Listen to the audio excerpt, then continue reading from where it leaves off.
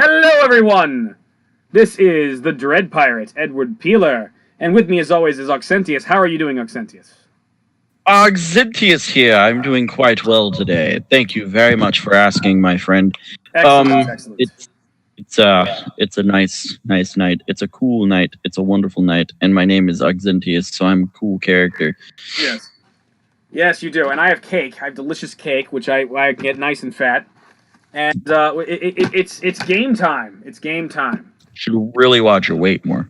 Yeah. Oh, this cake smells so good. So good. But I'll eat it later. I understand how you feel. Yes. So this is part 2 in our adventures of Flutterbudgets. Now, what happened to Flutterbudgets last we met?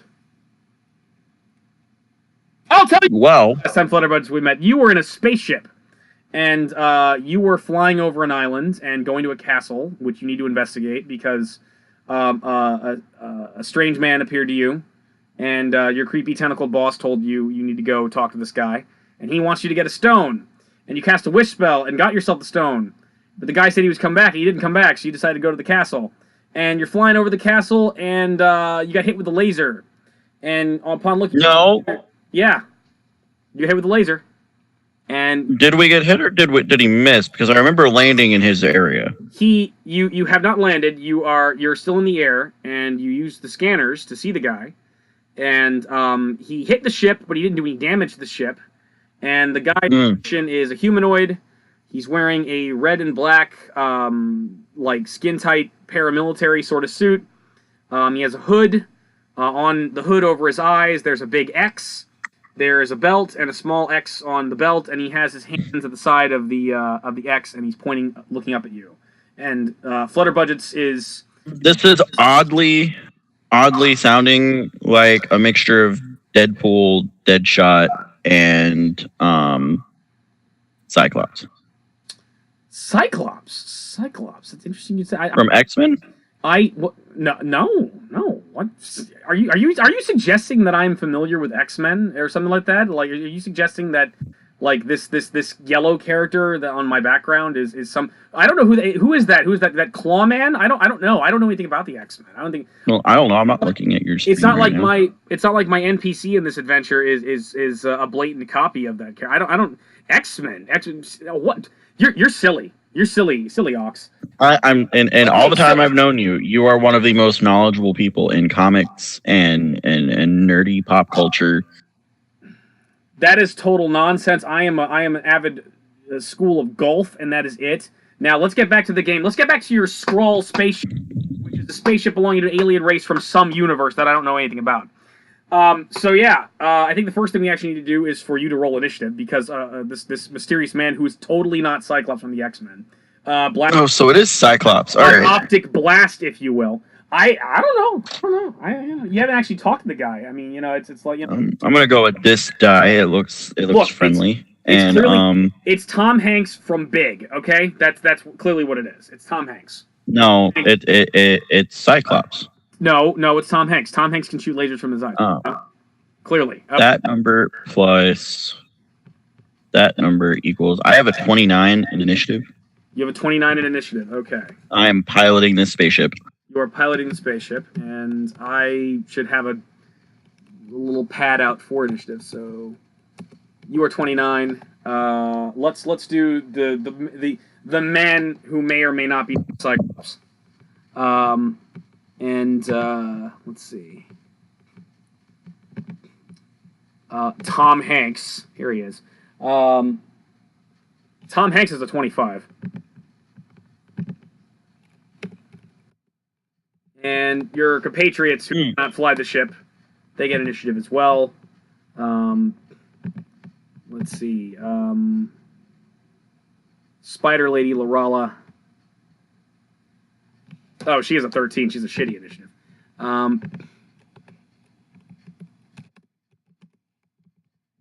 And not Wolverine. His go. Let's see. Why the fuck am I way down here on my character sheet? Why am I... Okay, here we go. In my broke character with 44 strength. I have the shittiest initiative of all of us. I have a +1.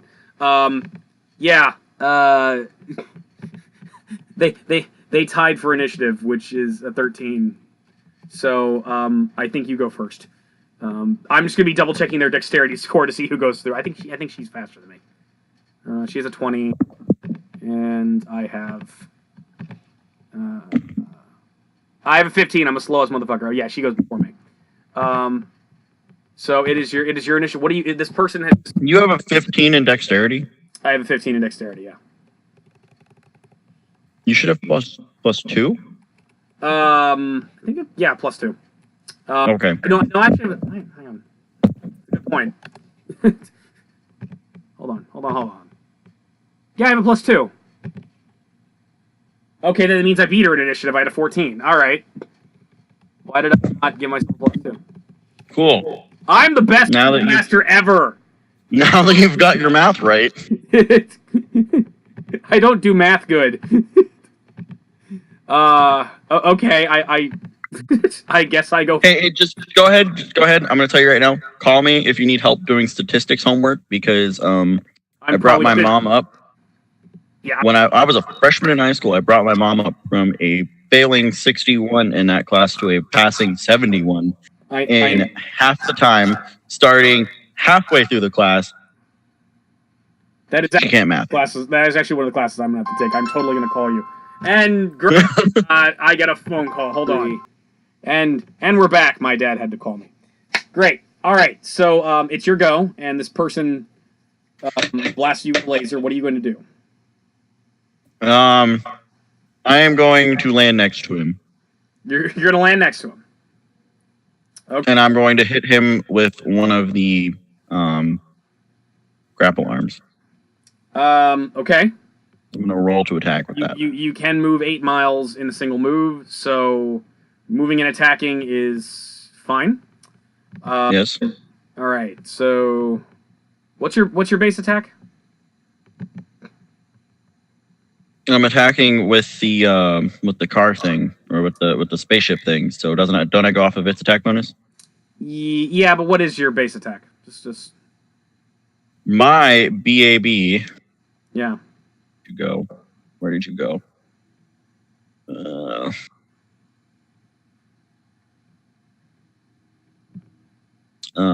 Is plus 10. Plus 10. Okay. Plus 10 plus. It's a plus 10 split plus 5.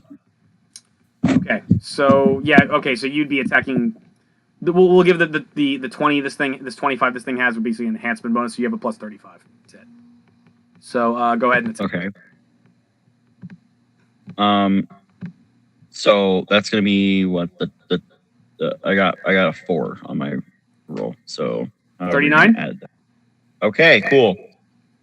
All right, so you whiff at it with the grapplers with the 39, and you miss. He jumps back. Ooh. He jumps back and dodges. It is now. Flip him off. Is now his go. He touches the side of his X, and he blasts 2 more laser blasts at you. It is Cyclops. Maybe. I don't know.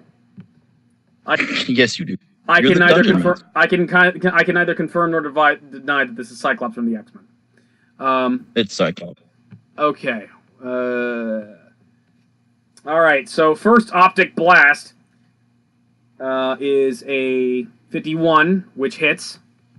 Yeah. And second one is a 48, which also hits. So he hits you twice, 27 damage, and put together that's 54. Okay, so he blasts the ship shakes, the ship takes 6 damage. And ship is now at 132. I am not scared. Okay. So next up is the animal. All the animal can do is open the door to the ship. So the ship opens up. And door.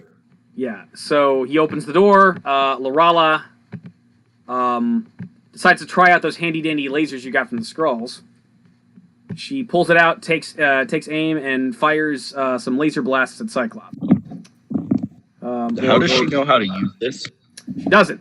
They have a -4 penalty. That in order to actually be proficient with it, you need to have personal firearm proficiency as a feat from Modern D20. They don't have that, but all that does is give them -4 penalties to their range attack. and her BAB is high. How does she know how to operate a laser gun? She fuddled around with it. She's smart, been around for a long time. So she's got a +20, a +15, and a +10 to use this thing, which is what she's going to do right now. So where's this fucker's AC? I think he had a high AC. Okay, so she fires 3 blasts at him. First blast misses. He ducks his head out of the way. Second blast misses. Third blast misses. She fires 3 times at him. Every time it whiffs. So that's her move. It is your move now. His head ducks out of the way the first one. Next two blasts, he just rolls out of the way expertly. He is ready. What spells do I have prepared? I don't know. What spells do you have prepared? I have a lot. Ooh, I know what would be fun. Mm-hmm.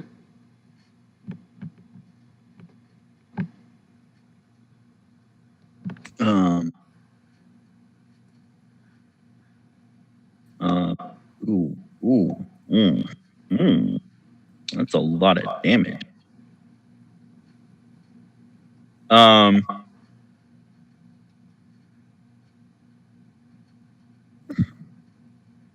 don't. Okay, so, having landed the ship. Yes. I look outside the window. Mm-hmm. What are my... Okay. Point is, I look out the window, give my little hand signs, envision the ball of fire forming and exploding in his face, casting delayed blast fireball. I need him to make a reflex save. Okay. Let's see. What do I have to make? Reflex save for half damage, 25. It's the DC. He makes it. He makes it. So okay. Let me find a way to roll that many d6. Okay. Actually, you know, I could probably do it with the calculator. So basically, like all of a sudden, a ball of fire just it appears in front of him and explodes. 5, 6. And at the last second, he leaps out of the way and gets blown 7 by some of it. Well, I have 8 d6. I can just keep rolling until I hit 17, then divide the total in half. Okay. So that's 6, 7. Yeah, do your roll and give me half of it.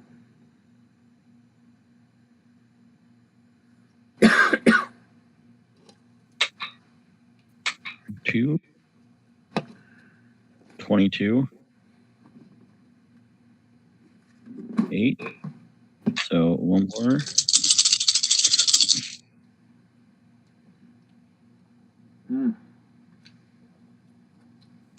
Oh, delicious cake. 8, 9.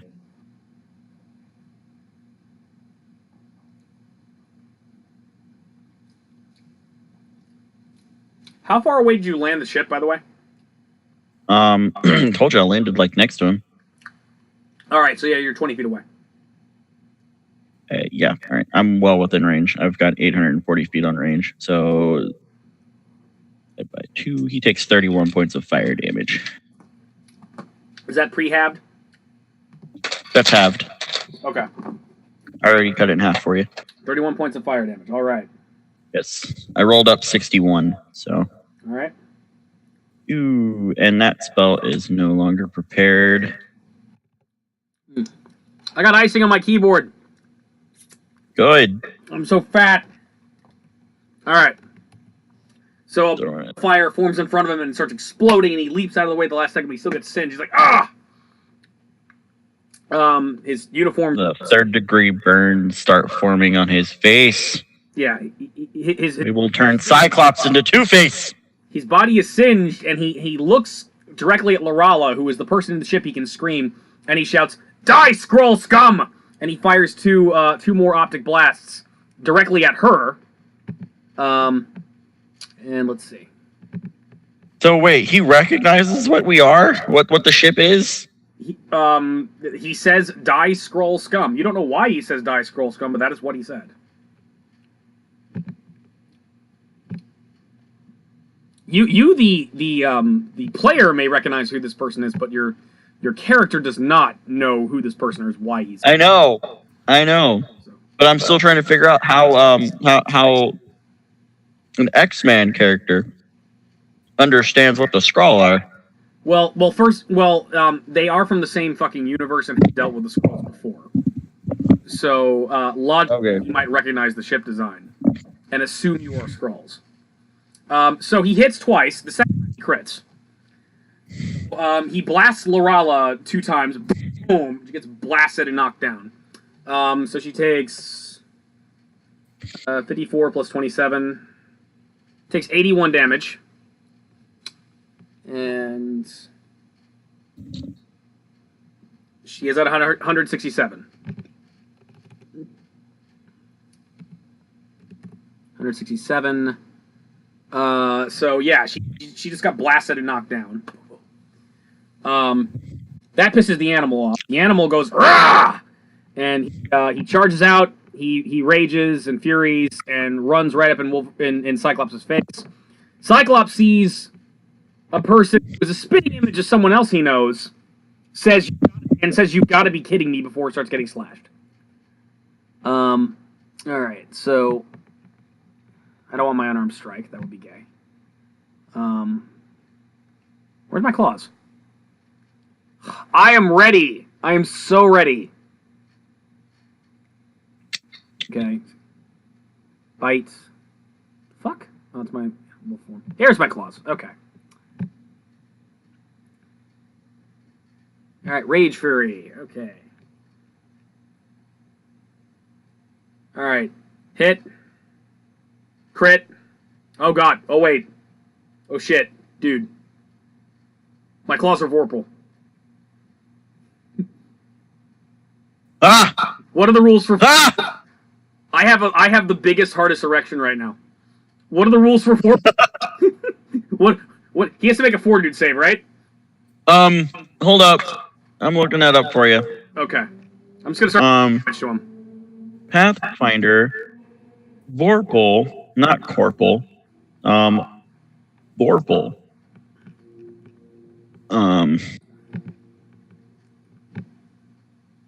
Upon a roll of natural 20, followed by a successful roll to confirm the critical hit, which we don't confirm crits on this with this DM unless it's within the range and it's not a true nat 20. The weapon severs the opponent's head, if it has one, from its body. Mm-hmm. It happens. Isn't there like a fortitude save you're supposed to make? No. Some creatures, such as many aberrations and all oozes, have no heads. Others, such as golems and undead creatures other than vampires, are not affected by the loss of their heads. Most other creatures, however, die when their heads are cut off. A Vorpal weapon must be a slashing weapon. If you roll this ability, the special ability, randomly for an inappropriate weapon, re-roll. Okay. Well, 2 things. From damage alone, he's down to 2 hit points.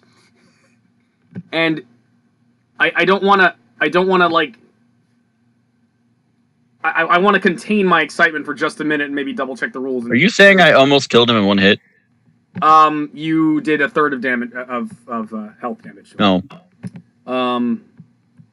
Okay. Did you check the SRD? Yeah, I'm on the SRD. I just killed Cyclops from the X-Men.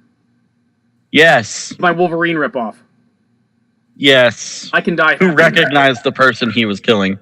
No, he did not recognize who he was killing. I don't know who the fuck this guy is. But I just killed Cyclops. Are you happy with yourself? I am very happy with myself. Okay, so the animal charges in, slash, cuts him in the stomach, and right as he says, "You gotta be kidding me," fa! He cuts the man's head off. Another blast of energy shoots through the air and rolls to the ground. The man clutches where the stump of his neck would be, and he falls over and he's dead. The animal, my Wolverine ripoff, has killed off Cyclops for real. Hooray. I'm rubbing my nipples as we speak. I'm so excited. Da-da-da-da-da-da. And like that, we have an age-restricted video. We have an age-restricted video. That is okay. So yeah, this mysterious man is dead. And you're but I also realized something else. I need to make a will save. Otherwise, I'm going to start attacking things. Possibly. Interesting. So. I have to do something about that because you're raging. You might have to do something about it. If I were. You could choose to leave a rage. This is a rage fury, sir. My berserk. Hey. Oh, you're right. You're fucking loser. And you can't stop raging. But it's okay, because when I rage in fury, I have a plus 18, and I need to make a 15 plus how many rounds I was raging, which is just 1, so I made it. I made a 20. We're okay. So yeah, I lop the dude's head off, and like, instantly, I sheath my claws and go, rookie. Just like it's Marvel vs. Capcom. That all you got, bub? I feel ironic. Anyway.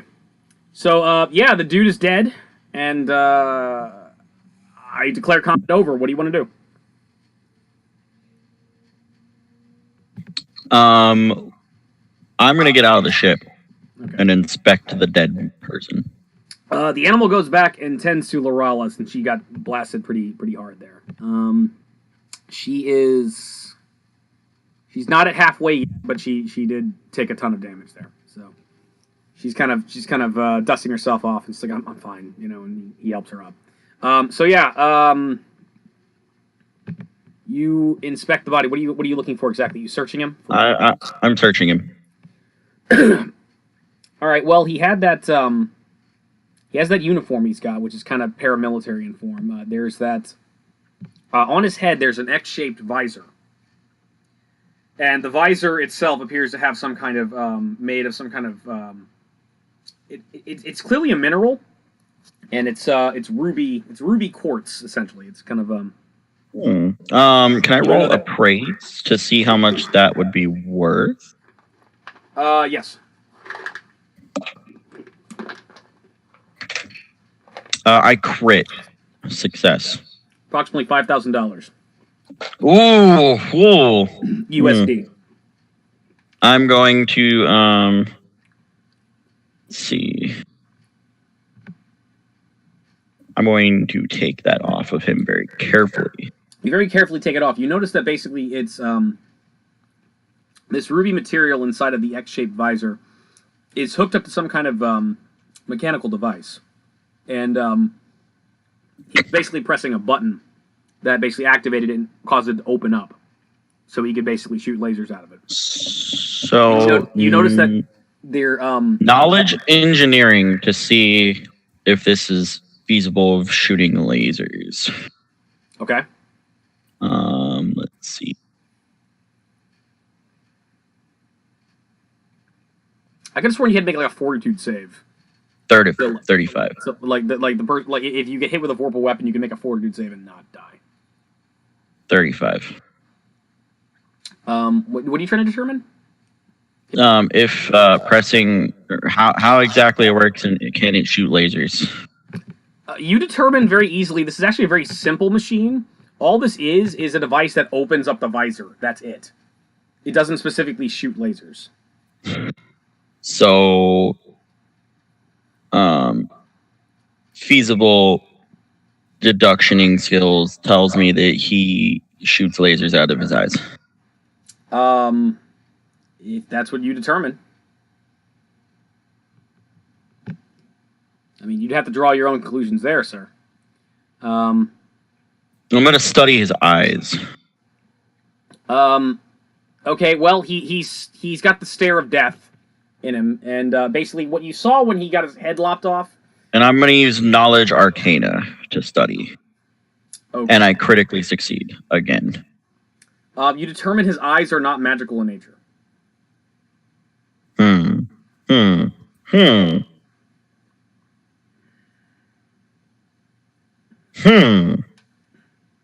This is an extraordinary ability. It is not a supernatural ability. Hmm. You notice that, like, essentially, when the head got lopped off, it would shot a laser into the sky, and it kept going, and then eventually it fizzed out. And what you notice is that his eyes are kind of a light shade of red. Now he's staring very disturbingly up at you with that kind of stare of death. But that's about all that you can notice off the bat. Now, there was wiring in the suit that led down from the visor all the way down the length of the actual body of the suit, and that was apparently connected to the visor itself. He also has that belt on. Looks like he has like essentially a pouch with some personal effects in them.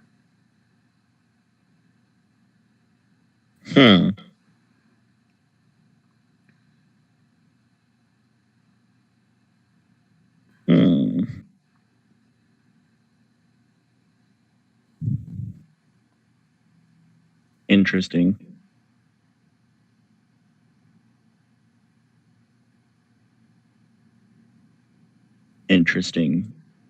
So, yes, there's clearly something about this man's species that can fire lasers out of their eyes. Indeed, there is.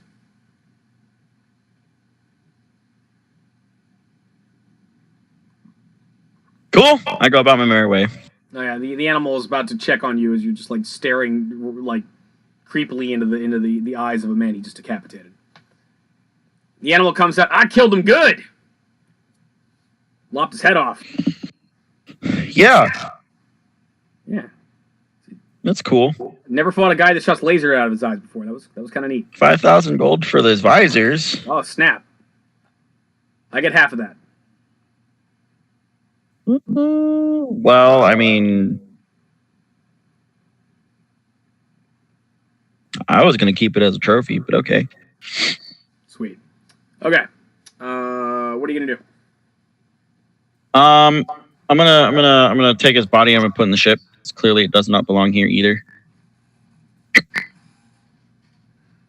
The animal and Lorala stare at you and are disturbed that you just are obsession with carrying dead bodies around. It was like Lorala's like, what the fuck is he doing? I don't know. He's bringing the dead body. I look at them. I'm like, hey, you're dead people blood. Says Lorala. Lorala's pointing at the deck of the ship. You're just dripping blood all over. We just got what is this? A spaceship? A Starjammer ship? I don't know. It's ours, and you're just getting blood all over the place. What the fuck's wrong? Hey! Think about it like this. When I get hungry, if he's fresh enough, I'm eating him first. Whatever, fine. Where are you going to put the body? Says the DM, not a person. I'm going to search the ship for a cooler. There are several crew quarters, and actually below decks, you have like an engine room, and it looks like a brig is down there as well. There's no coolers for like food? There's a kitchen. There is a cooler. Is it big enough for a body? Yeah, your ship is actually 60 feet in length, 40 feet long, like wide, and 40 feet deep. If that makes any sense. So it's like, it's gargantuan size. So is the cooler big enough for a body? Yes, you have to go downstairs, but you're able to do it. I take his body and I stuff it in that cooler. Okay. Do you go back for the head? Yeah, I'm going to keep the head too. Because the head's the part to study. That's the important part. Okay, you go back and you get the head and you do the same thing. Okay, what are you going to do? Cool. All right, so now we got to figure out where we're going. We've murdered someone and kept their body in a refrigerator because that's totally normal. We can't just let the monsters just die. No. Yeah, because apparently I did one time travel storyline with you, which scared the shit out of you, so now you're concerned about the Temporal Prime Directive. Yes. Okay, non-Star Trek character, go ahead. So, all right. I'm not a Star Trek character. I know, and yet, here we are. So. All right, so I'm going to take... have to give his life to protect the Prime Directive. I'm gonna fly this ship low, and we're gonna look for this tower. Oh, I did forget. He did heal 20 damage before I cut his head off. So, not that it mattered. I cut his head off. So he was technically at 22 when he died. Anyways. All right. So you turn the ship back on and go back up in the air? I'm flying low, and I'm looking for the tower. Okay, well, there's a castle that is... it has a tower? It is southeast of you. It does have a tower at the top. And it's about a mile away. And you know how fast your ship goes, so... I'm there in, like, less than a second. Yes, you are, and I have to roll some more. All right, fun.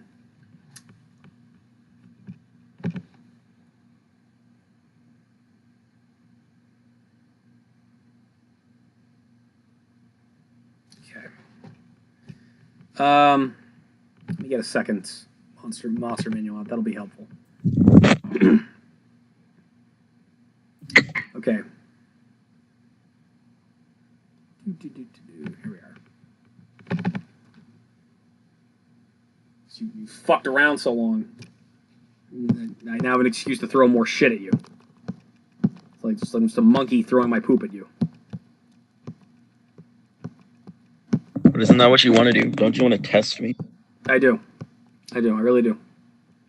You want to push me past my limit? Yeah. Oh, this is interesting. I didn't expect this.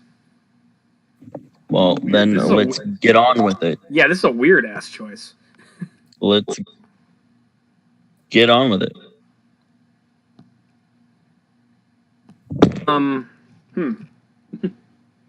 Interesting.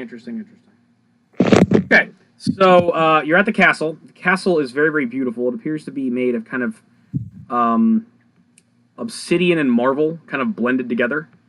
Like kind of just gorgeous, kind of like this. It has this beautiful kind of black-white motif going with the two. Okay, I need to know how you like select what you're gonna cross over into your universe. Uh-huh. Oh, me? Mm-hmm. You mean Cyclops and the Skrulls? Yes, and then how you pulled something else in out of nowhere. I was basically designing crazy random encounters for you, and I just randomly selected stuff, and it just so happened it was two Marvel Universe things. Okay. And I now know how to convert stuff from TSR Marvel Superheroes to D20, so I did it. So. Okay. But yeah, this is. I'm not sure how I'm going to handle this thing that I rolled. So it's a beautiful castle of marble and obsidian. There is a tower that is kind of the highest point that's on it. You notice that there's activity on the roof of the entrance of the tower. There's several like figures just kind of floating around, and on top of that, you have a figure floating in the air high above the castle, kind of looking down at them, and it suddenly takes notice of you. And this figure is a creature that resembles a massively muscular and tall human with smooth emerald skin, white feathered wings, and a bald head.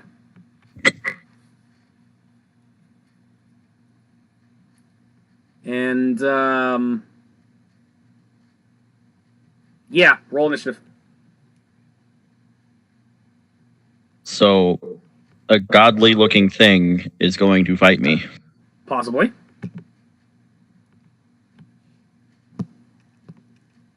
Uh, 25. You rolled a 25? Yes. Okay. Yes, I am certain. You rolled a 25. Problem A has rolled a 7. Problem B. So there's two problems. Yes, problem B has rolled a 17.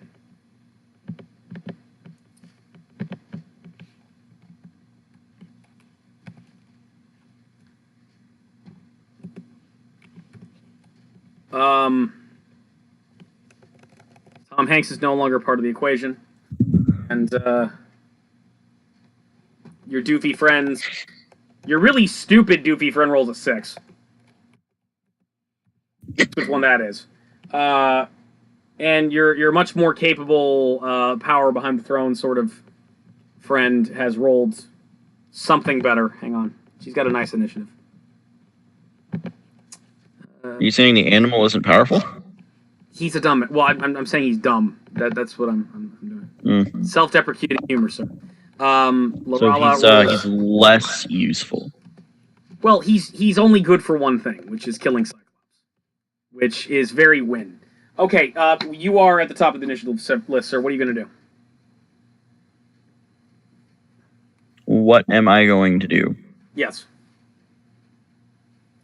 Well, let's see. The man is looking at you, and nothing else has happened. I wave. Is that all you're going to do?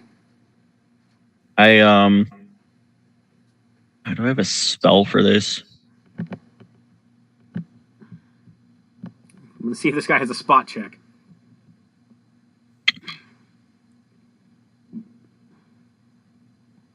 I do have a spot check.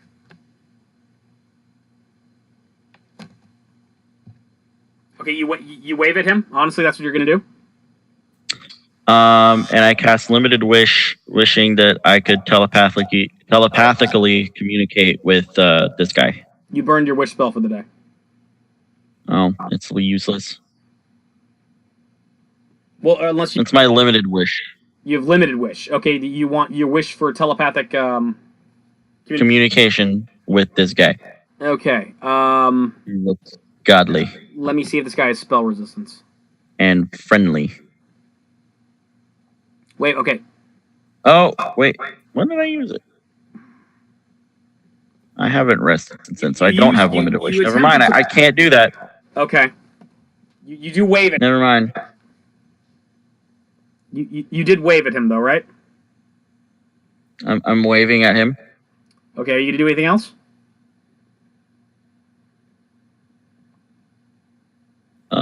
Hold up. That's okay. Okay, so it is bull strength, but what is bull strength? Tell me what bull strength does. Bull strength makes you stronger. I know what it does. I'm looking. I need the specifics. Okay. I need the specifics, like how much it does, because I've got bull strength mass, and I'm thinking about casting that on the party. I need to know the specifics about bull strength. All right. I'm just gonna look up how he's gonna kill you. Oh, it's only 11 minutes. Don't worry about me. 11 minutes. That's plenty of time. 11 minutes is plenty of time. So give me bull's strength. Pathfinder. Mm-hmm.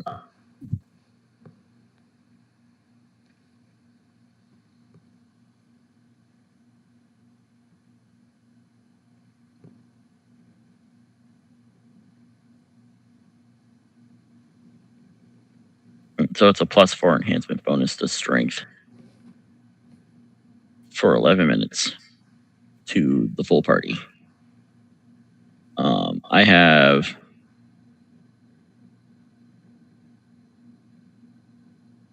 any other high-level support spells on me? No, of course I don't. Ooh. Why couldn't I just make more supporty stuff? I don't know why you do anything.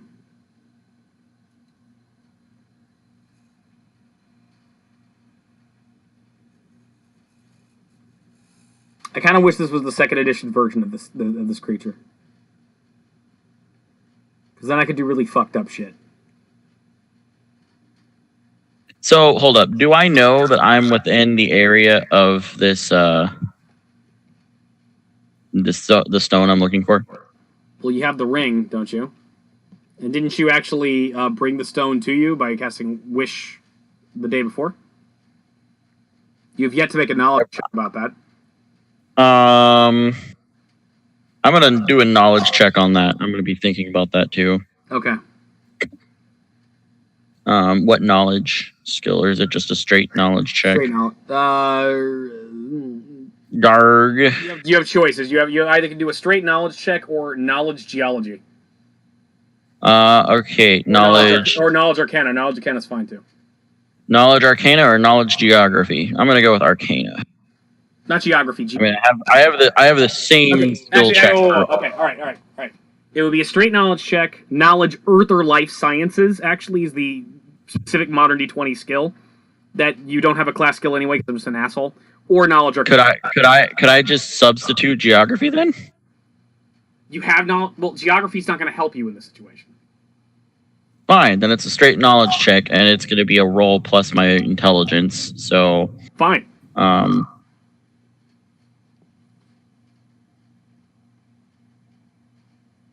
We're gonna make a 22. Make a 22. It occurs to you that you wish to have the spell. You recall the conversation you had with Garloff, and he never actually named the stone. He just said it was a most beautiful gem of extreme brilliance. I thought he said a stone of unmeasurable beauty. He did say that. Or something like that. But it occurs to you that wasn't actually the name. He never actually told you the name of the stone itself. Oh, great. So the stone I'm looking for isn't this stone. So I guess that's my turn. Well, you're... Yeah, sure. Okay, well, here, I was going to do... Basically, you waved at the guy. Because I thought about it, and I thought about what was going on. Like, why am I still doing this? Why is this guy not showing up? Yeah. Okay, so after waving at the mysterious winged person with green skin, the person with wings and green skin waves back at you. Oh, cool. Yeah, and... Or just floating here. Yeah, he suddenly flies towards you, waves again, and then kind of goes to the side of the ship, the ship, and knocks on the door. And that's his move. Meanwhile...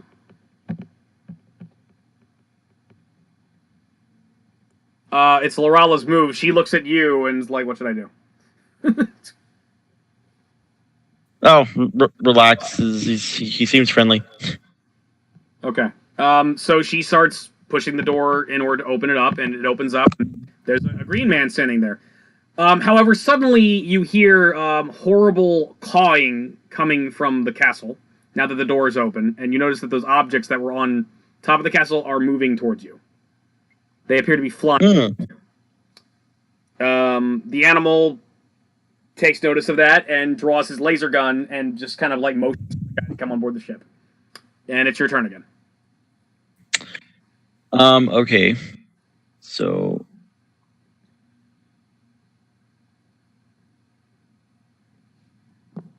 How...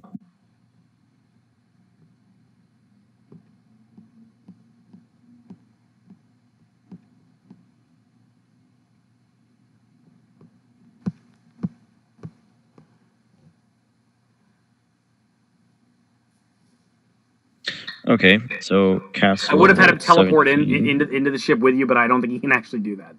3 equal. Okay, so there's what? There's me, Lorala, the animal, and this green dude? Yes, the green dude with feathered wings. Are they all, like, standing within 5 feet of each other? Yeah. He just, like, Lorala just opened the ship.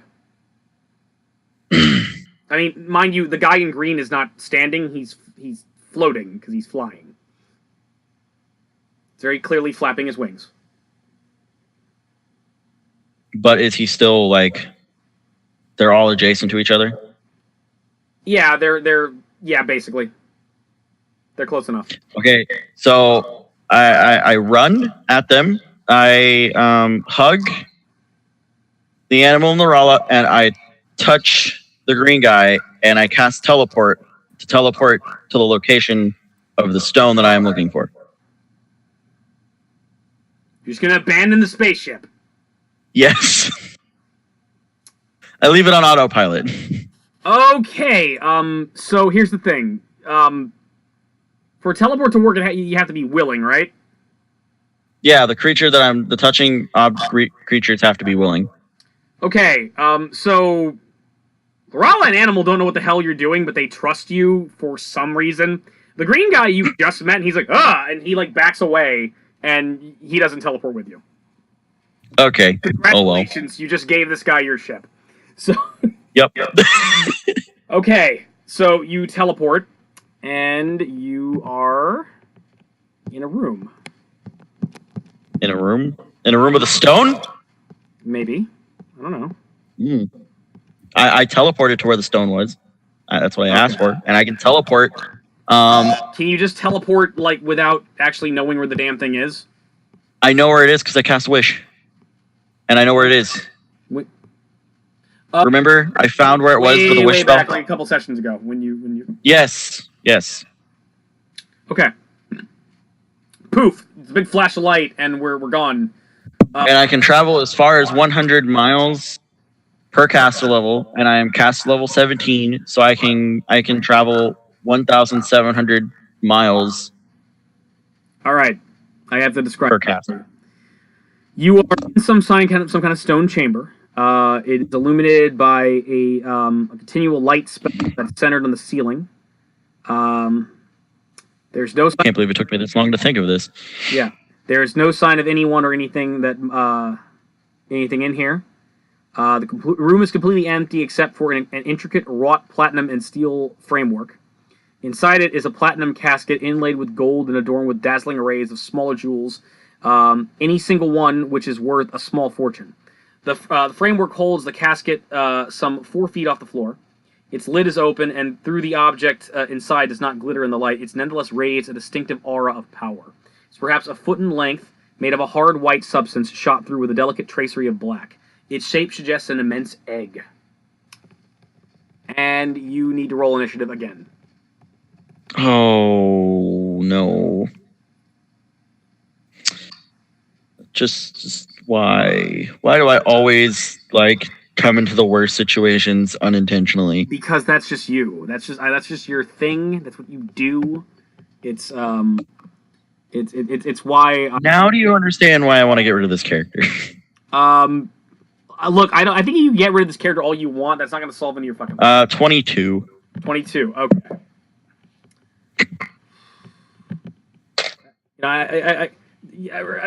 Don't blame the character. Blame the man, sir. I mean. So I need to just replace myself with another player that can play this character much better. I think we need Porter back. That Porter kid, he knows what he's doing. No, he knows his stuff. No. Oh, did I just twist the knife? Did I just twist the knife? Yes, I did. You asshole. I hope you get castrated tonight. Let's hope not. Okay. So you're right. Then you wouldn't have any testosterone. You wouldn't be cool. You wouldn't have your peelerness. That's true. That's true. I need that. I need all that. You wouldn't have your onion layers. I need my onion layer. Yeah, yes, because I am Shrek. Get Shreked, boy. Get Shreked, boy. Okay, it is your turn. It is your turn, sir. It's my turn. Yes, it's your turn. Okay, what am I fighting again? You don't know. I just asked you to roll initiative, and you just did what I said because you're dumb and you're easily led. Well, you know what? Usually when you say you roll initiative, it's combat. Okay, so I'm in a room. There's this thing in front of me that looks like a casket, right? Yeah. Okay, is it a big casket? Is it a tiny casket? It's big. I just fucking described it. Okay. It's a I opened the casket. It's already open. I look inside. There's a big egg-shaped thingy in it that's white. I take the egg-shaped thingy in it that is white. Congratulations, you've taken the egg-shaped thing. Okay. Lorala just looks at you as is that the thing we're supposed to get? This seems way too easy.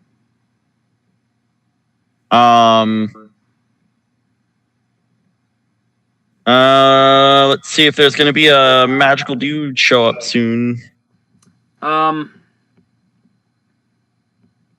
Magical dude does not show up, but something does happen. Oh no. Oh no. Lorala. No. Here's what Lorala's gonna do for her term. It's okay, I don't know how we got in here. Can you get us out of here?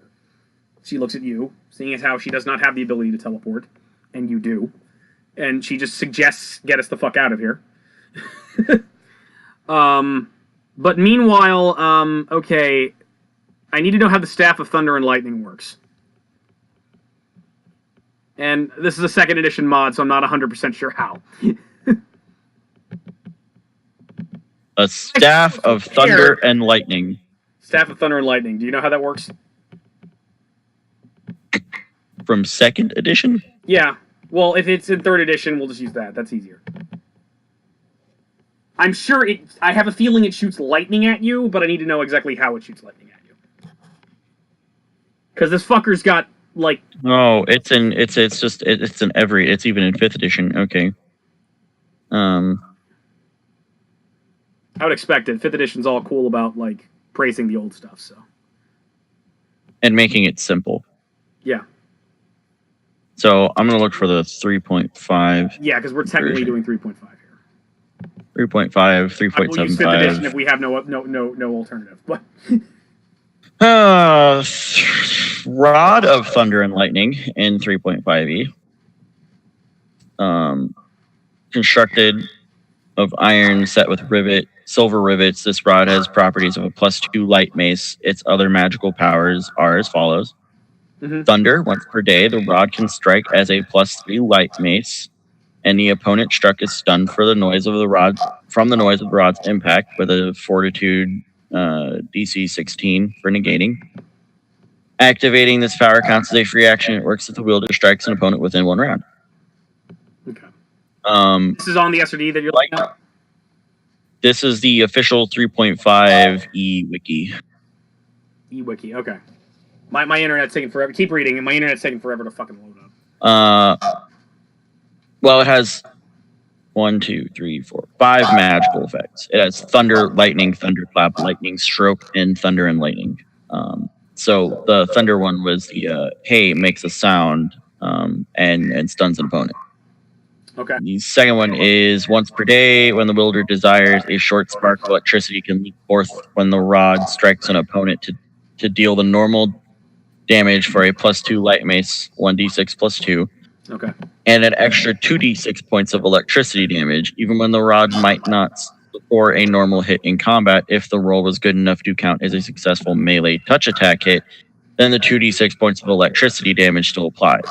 The wielder activates this power as a free action, and it works if he strikes the opponent within 1 round. Thunderclap. Once per day is a standard action. The wielder can cause the rod to give out a deafening noise, just as a shout spell. Fortitude DC 16 partial, 2d6 points of sonic damage, target deafened for 2d6 rounds. Lightning Stroke. Once per day as a standard action. The wielder can cause the rod to shoot out a 5-foot wide lightning bolt. 9d6 points of electricity damage. Reflex DC 16 for half to a range of 200 feet. Now, so it is essentially... Where's the area effect? It's a 200-foot line. It's like a dragon. It's like a 200-foot dragon breathing lightning. Yeah, and you're all lined up. You're all lined up.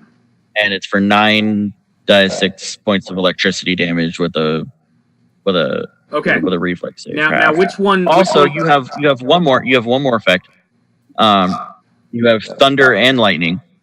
Once per week, as a standard action, the wielder of the rod can combine the Thunderclap described above with a lightning bolt, as in the Lightning Stroke. Okay. The Thunderclap affects all within 10 feet of the bolt. The Lightning Stroke deals 9d6 points of electricity damage. Count rolls of 1 or 2 as rolls of 3 for a range of 27 to 54 points.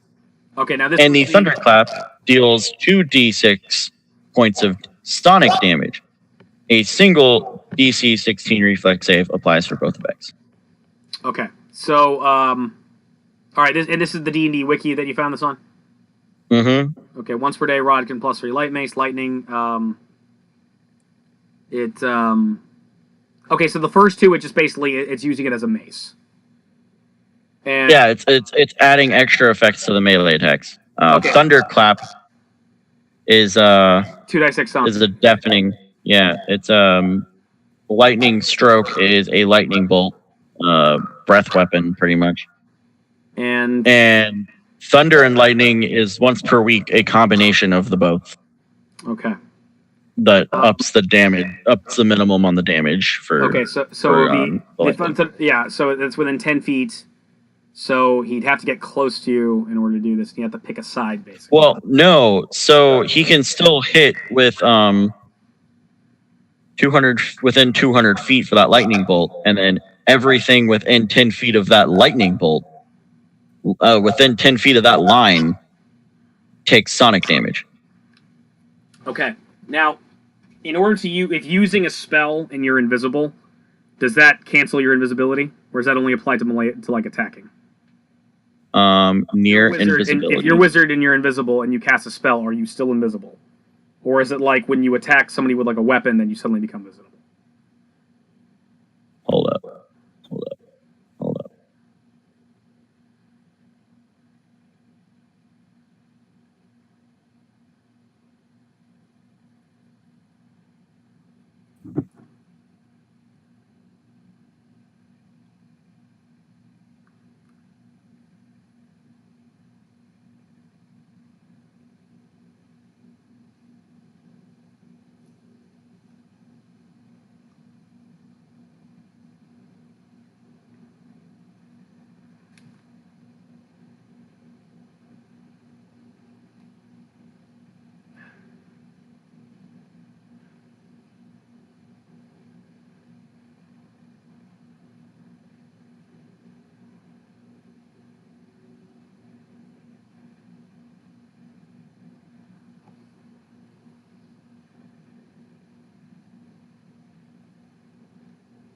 The spell ends if the subject attacks any creature. So, yes, invisibility would go away if they make an attack.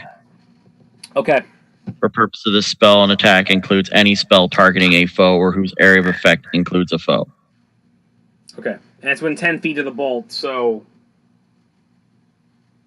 Still, the thunderclap would only affect, like, 2 of you. The actual thunder... If I did thunder... it would only affect 2 of you, not all 3 of you. Dread Pirate. Yeah. He fires the lightning bolt in a 200-foot line. Yeah. Oh, I get it. Okay. Yeah. And then anything on that line and 10 feet to either side of that line takes sonic damage. Okay. So this is how we die. All right. Rock and roll. Considering that I have... well, the good news is I can Fury one more time per day. Well, it's a spell attack, right? Yes. And it's electricity damage, right? So, well, it's electricity and thunder. Okay, so I'm not gonna have anything for the sonic resistance. How does spell resistance work? Spell resistance is do I negate that much amount of damage before a spell can deal damage, or what? Spell resistance basically means you can resist the effects of a spell. Essentially, you can if it's essentially like if I cast a spell at you, I have to overcome your spell resistance. Otherwise, I don't affect you at all. So if it applies, so like in this case, I guess you would I'm not sure. Let me tell you. We're at the SRD. So spell resistance. Okay, to affect a creature that has spell resistance, a spellcaster must make a caster level check, 1d20 plus caster level, at least equal to the creature's spell resistance. Yeah.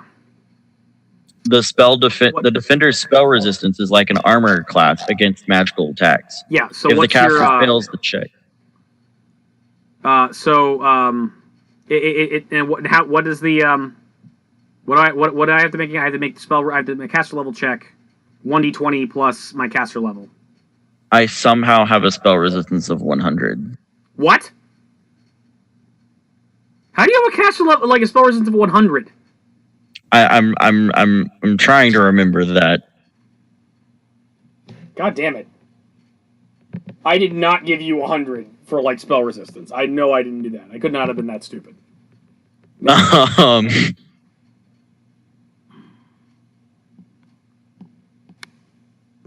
mean, did you have spell resistance from something else, from being a vampire or something like that, or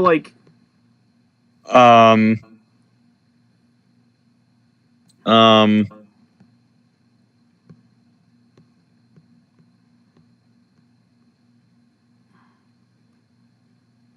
resistance equal to the creature's hit dice times 5. Oh, go to hell. So you have a spell resistance of 100. Yeah, you do, because you have a 20 hit die creature, and it's your hit dice times 5. So you have a spell resistance of 100. Fuck off, Auxentius. Here, this is my fault. Fuck. It's like an armor class gets found. Is it fails? Okay. If the caster fails to check the spell, doesn't affect creature. The possessor does not have to do anything special to use spell resistance. The creature need not even be aware of the threat for its spell resistance to operate.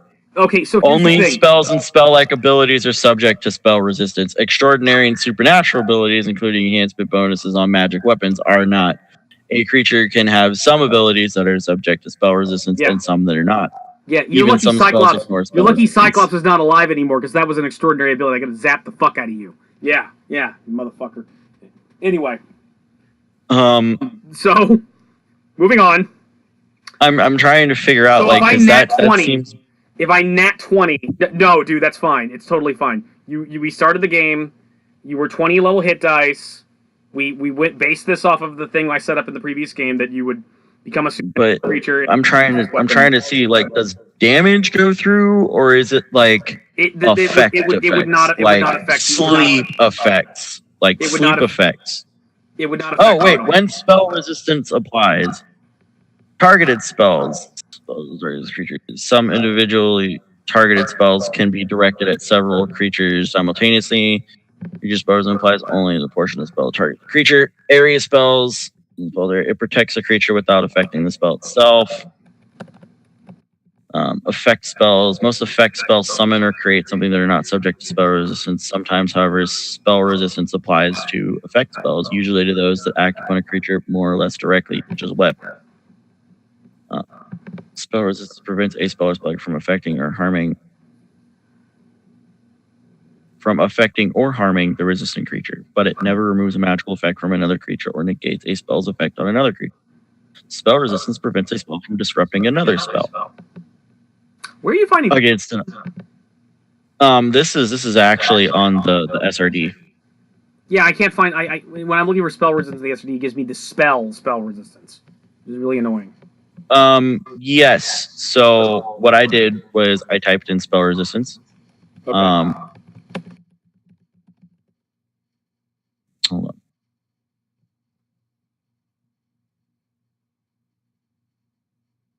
on. So if you click on that and you get the spell resistance, then the target gain. It says the description: the target gains spell resistance equal to 12 plus caster level. Oh, okay. Then you just click on spell resistance, and it tells you. It takes you to another page with a thing on it. Okay. All right. Cool. So it's like I have a spell resistance 100. All right. Okay. This would be an area effect spell because it's a line. So you're within it. It doesn't affect you. unless you crit succeed on passing, which could happen. This guy's okay. It's a D20 plus my caster level. I think you're the only person with spell resistance, so I'm just going to do that. I crit. I actually crit just now. Okay, you're taking. Okay, so I need to know. Okay. So first off, for future note, yeah. What is damage resistance? What, damage reduction? I have damage resistance, and I'm trying to figure out if damage resistance. I'm trying to kill you, and you keep on forcing me to go check the fucking pseudonatural creature template. Okay, you have 15 acid resistance. You have is the amount of damage the creature ignores from normal attacks. Usually a certain type of weapon can overcome this reduction, or so you overcome. All right, you're a 20th level hit die creature, right? All right. Yes. Okay. All right. Here's the way this works. Because at 21 through 24, you get like the 40. So okay, you have. No. I've got DR 40. We've already determined that. Yeah, you got DR 40 plus 9, 5 tentacles. or 5 tentacle rake attacks. And I have cold resistance 10, acid resistance 35, electricity resistance 35. I think DR applies to like just melee attacks. Well, actually, okay, it would go. Here's the thing. Yeah, damage reduction is it's basically that's how much damage you reduce unless you use whatever it is underneath it. And okay, yeah. So spell-like abilities and energy attacks, even non-magical fire, ignore damage reduction. Okay, yeah. For example, if you're a barbarian and you've got a line there, then that means that damage reduction always applies. Now, okay, so I need to make a reflex save. Yes. Okay. Well, I should probably describe what actually happens because all I've been doing is asking you before the anal raping occurs. And you still there? Mm-hmm. Okay. All right. So Lorala basically just told you, I think we should get out of here. And then all of a sudden, you hear a howling scream, "Get out!" And all of a sudden, this bolt of lightning and thunder shoots out from your right. And a bolt of lightning and thunder strikes you, strikes Lorala, and strikes the animal, and knocks you to the ground with both the lightning and the thunder. So go ahead. Does it? It does. How does it? What do you mean? It knocks me down? It's gonna. Well, you're not prone, but bad dramatic effect. Okay, so. And you suddenly see this what appears to be a crazy old man wearing with bulging, insane eyes, wearing the trappings of a king and long rat like brown hair, just with like psychotic look in his eye, blasting you with this lightning blast. And he is going to do the once a week thunder and clap. He's screaming, "How dare you! How dare you enter this sacred space! You will be torn asunder!" As he screams, and we'll get to more ranting and raving for the crazy homeless guy wearing a king outfit in a minute. Okay, so you're going to take 9 dice. Reflex save. Hold up. Which I have a 25. Okay. Yeah.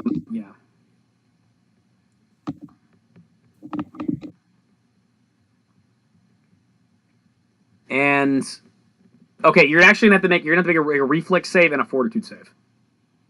So you made a 25 for your reflex save. So you made the reflex save. You also need to make a fortitude save. What else do I have to make? A fortitude save.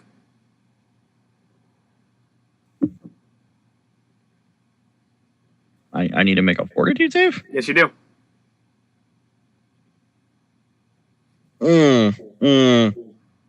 Are you gonna like kill me with like holy power? Wait, hold on. No, don't worry about it. Yeah, no, okay, you made your save. You're fine. All right, Lorala is next in line, and she needs to make a reflex save. She makes it, and the animal's dumbass is next. He needs to make a reflex save, and he makes it too. You all make your saves. You all get half damage for all this crap. But you are going to take 9d6 lightning. You're gonna and then cut that in half. You're gonna cut that in half. So you're also gonna take 2d6 sonic, and you are not going to be deafened. Because you. And I'm gonna take half sonic damage. 2, 3, 4, 5, 6, 7, 8, 9. Okay, so 39 divided by 2. Okay, so I take no electric damage. You take no electricity damage. Everybody else takes 20 electricity damage. And okay. Sonic. And 3 sonic damage. So you take 3 sonic damage. Everybody else takes 20 electrical damage and 3 sonic damage. Cool. I'm at 210. What's next? Well, that was his move. And I'm just going to damage everybody. So I said 20... Okay, 23 total, right, is what I said? So... Lorala's at 144. Does she have any special vulnerabilities? She does not. The animal does not. I think I felt like maybe damage reduction, but I don't know. No, damage reduction doesn't count for magical damage. It does for barbarians. What? If it's the slash, then it counts. Because that basically always negates damage no matter what. I have damage reduction 9, actually. I forgot to use that 2 sessions ago. So yeah. So he takes 14 damage. And I'm actually still hurt from previously. So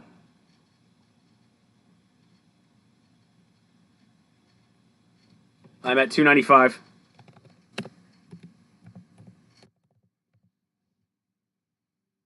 And I'm just going to apply this here anyway because I'm about to do it.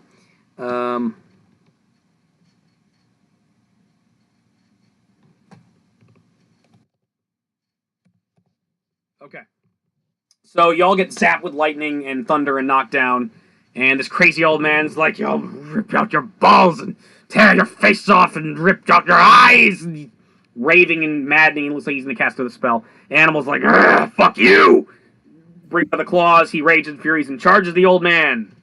And he's going to stab him in the face. And let's hope I can kill this guy too, because that would really fuck us all up. That would be great. Let's see. All right. Rage Fury. All right. First attack is a 53. And this guy's... Where'd I put this guy? His AC is... Oh yeah, his AC's shitty. Really shitty. Let's see. Yeah, I definitely hit him. This is kind of important what's about to happen here. I'm just going to roll my damage. Okay. So 1d4 plus 19. Okay. Okay. This guy took 21 damage. How much hit points does he have? Oh, fuck.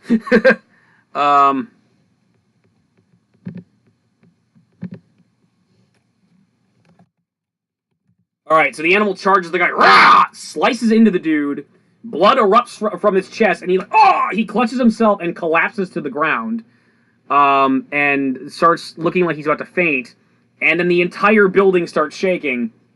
I'm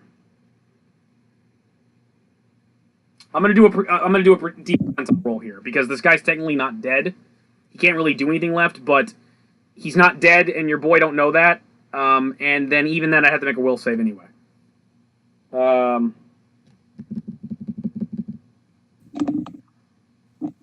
Let's say I roll high, I have common sense to stop attacking the person. 49! No. I keep attacking. So next attack is 43. Total to 48. I hit. Okay. And the guy collapses to the ground. The animal sliced him once. The animal comes in, slices him again. Boom! Chops him again. The guy falls flat and starts bleeding out. And appears to be dying. And technically combat's over. The room is shaking. And I need to make a will save to calm down. And I made it. So I slice the guy twice. Chop, chop. Blood erupts everywhere. He starts bleeding out. And the entire room begins to shake. And it is your move. The entire room begins to shake. The entire castle that you're in is shaking. And I have this egg-looking thing. You have this egg-looking thing, and there's a bleeding crazy man on the floor who just hit you with a lightning bolt. And then dropped very, very easily. All right.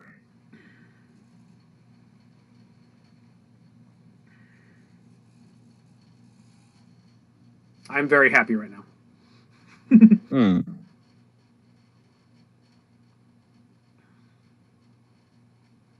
Hmm.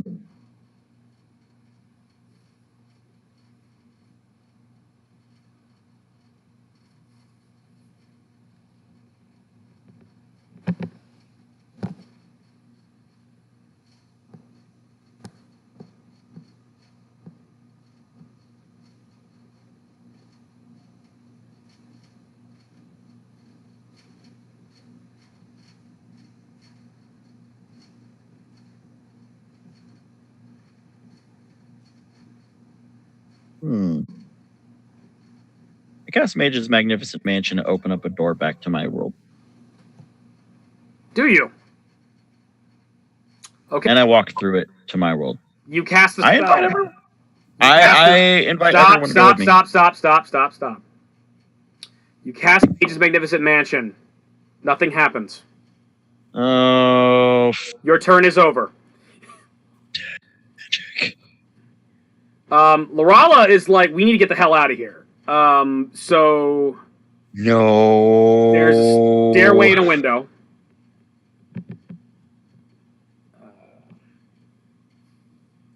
She starts running for the stairs.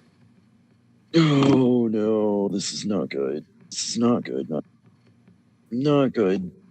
Okay. Please don't tell me dead magic. You know you cast it, it just didn't work. What? Okay, so she's basically run to the stairwell and is now going down the stairs. The man that you stabbed is bleeding on the floor. And the animal runs after her and runs on the stairs. What are you going to do? I'm going to follow them because I don't know what to do Actually, before you do that, y'all need to make a save. Let me double check this real quick.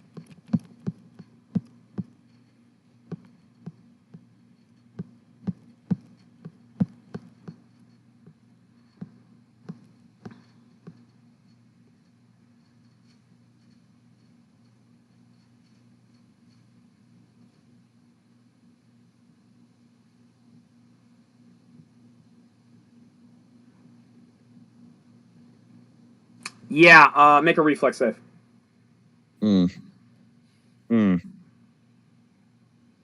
Crit. Crit? Okay, a bunch of rocks are falling from the ceiling, but you manage to dodge out of the way of them. Your friends have to dodge similar stuff. And Lorala makes it.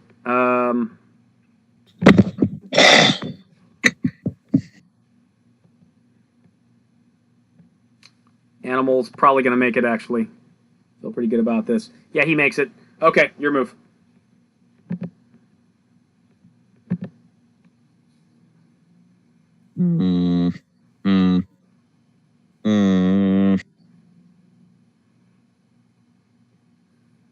I'm going to keep following them. Okay, you start running down the stairs. So they're ahead of you, and I'm going to get the map out. So we're basically just running at this point. So running. Okay. She runs all the way down the stairs, and goddamn. All right. What's my speed? Wasn't quite expecting to have to do this. I don't know why I didn't expect that.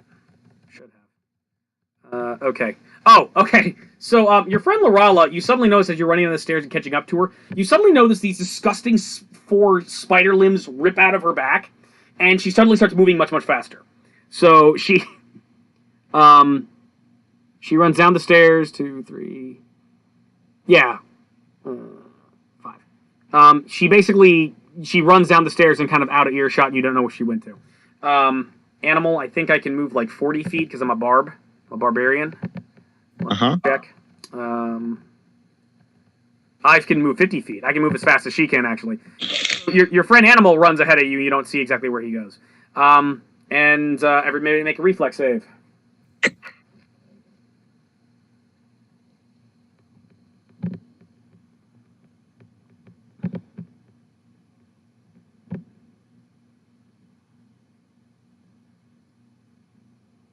$35.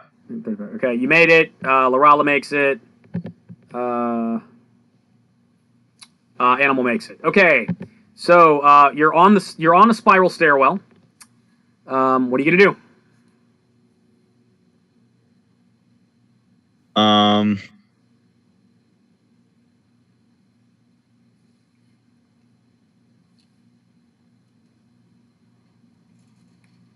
Damn, I can't catch up to them.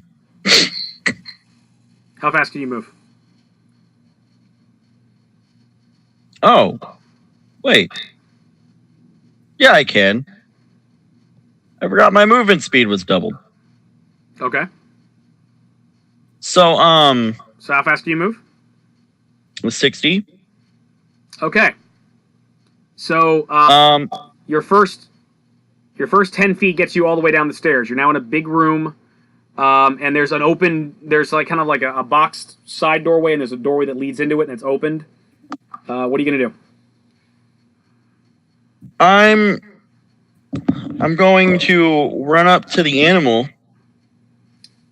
Okay. I assume you don't know where it is, though. I don't. Well, there's an open doorway in this room. Are you gonna go to that open doorway? Okay, I'm gonna go to that open doorway. How much movement does that take? You've moved 30 feet. You have 30 more feet movement left. And sure enough, do I see friends? There's the animal and Lorella and there's another stairwell leading down, and they're about to go to it. Are they within 30 feet? They're right next to you now. You're in the same 5-foot space as them. I grab them both and I dimension door out. Okay, you grab them. You cast Dimension Door. Bonk! You feel like you hit something hard. The spell fails. Your turn is ended. Lorella. Anti-magic field. Fuck you, Peeler. Yes. Lorella basically shoots out of your grip and runs down the stairs with her big spider legs. And, okay, 10. Okay. 20. 30. I hate you, Peeler. I know. 30. 40. 50. Okay. Yeah, she shoots down the fucking stairs. And the animal shoots down after her down the stairs. What are you gonna do? Oh, make a reflex save. It's even higher than last time. Well, what is it? I need to know what it is. It's a 39. It's 39? Okay. You make it, Lorella makes it, and the animal makes it. More rocks are falling, but you're fine. Okay, your move. Your friends have just run down the stairs.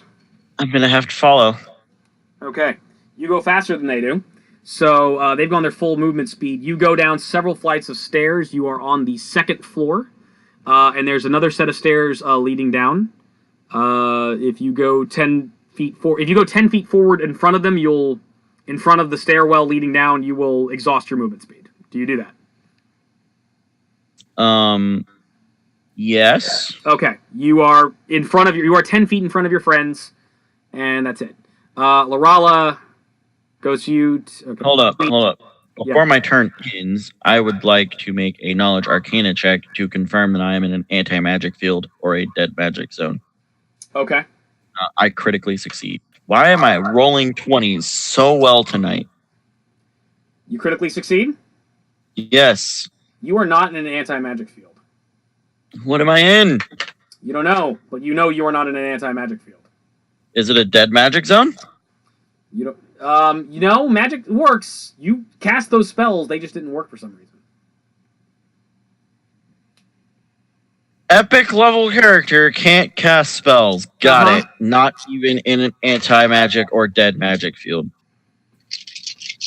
So anyway, Lorella runs past you. 20. That's 20. I get it. It's the egg-shaped thing. Maybe it is. I don't know. 20 feet. 30, 40, 50, 60. All right. Lorella shoots past you. The animal shoots past you. They've run down the stairs. What are you going to do? Oh, make a reflex save.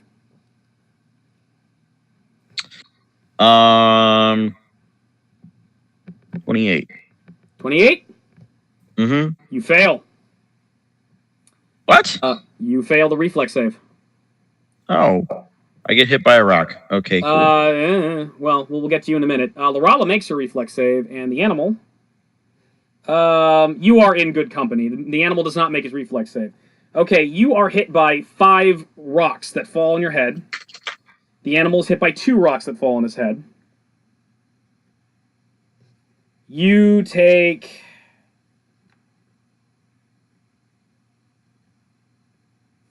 57 damage.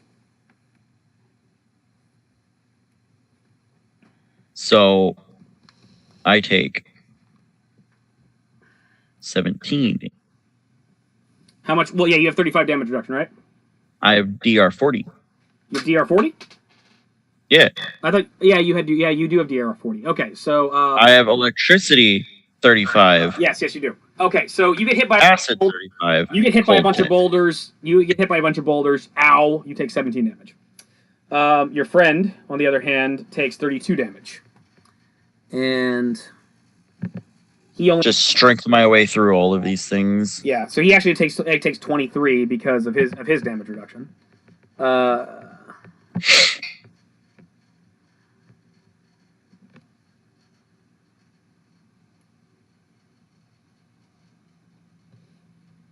Okay. No, 298 minus 20. What the fuck? 298 minus 23. All right, he's at 275.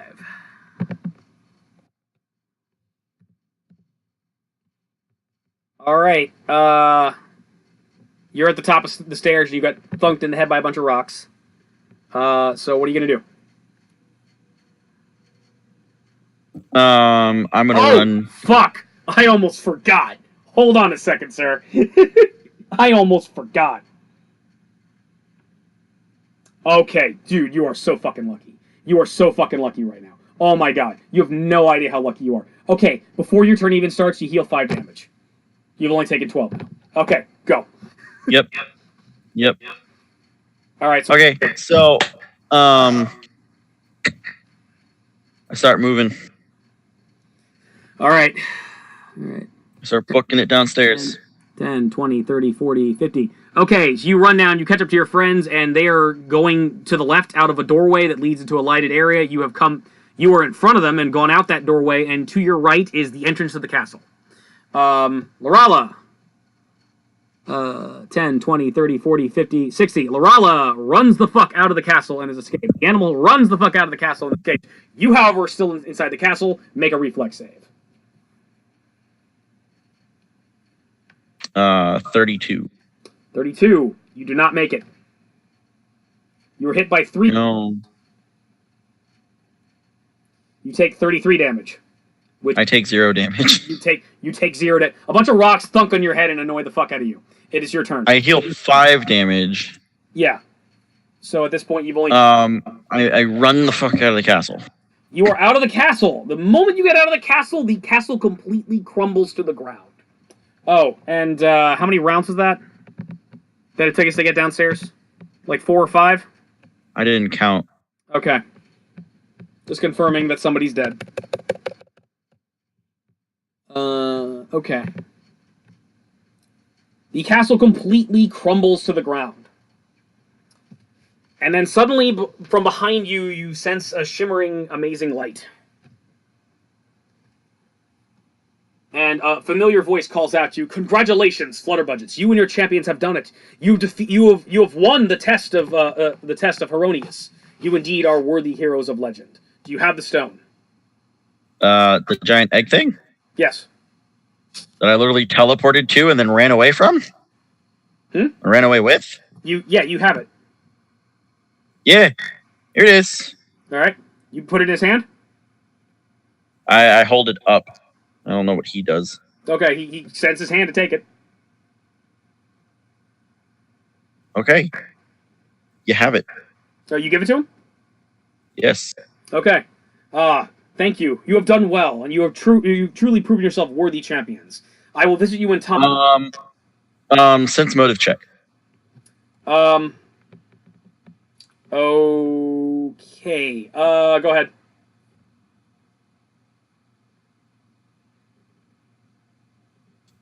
32.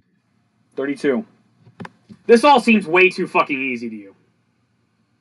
And there's just as things go along, the fact that you couldn't move through space and time, the fact that basically there's an anti-magic field up, all this just seems kind of wrong. And the hairs on the back of your tenderly head just kind of stand up. And you're like, wait a fucking minute. And it's like, Thank you. He says to you, "Thank you. You have proven yourselves great champions. I will come to you in time, and when that happens, all the delights and wonders you ever want will be there for you." And he fades. Wait. He fades away. He is gone. He basically ignores you and teleports away.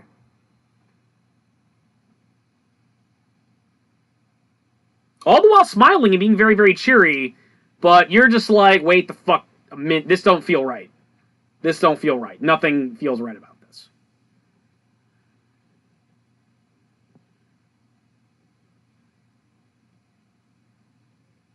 And in fact, your friends are sharing your concern and are kind of looking at you and looking at him. The animal you saw was actually extending the claws, ready to fight, but he's already gone. And the animal just kind of looks at you and says, I got a bad feeling about this.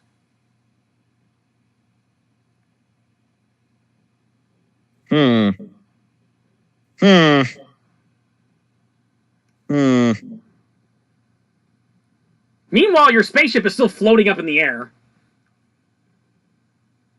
Hey guys, you want to go back to the spaceship real quick? How do we get up there? Take my hands. Okay, take your hands. I tried to dimension door up. Funk! You cannot dimension door. By the way, each time you keep on doing this, you are expending a spell slot. It's just for whatever reason it's failing. Dimension door, I cast at will. Okay, it doesn't work.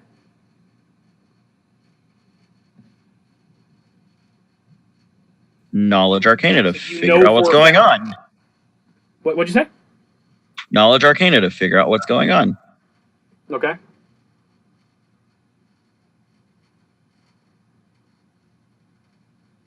$35.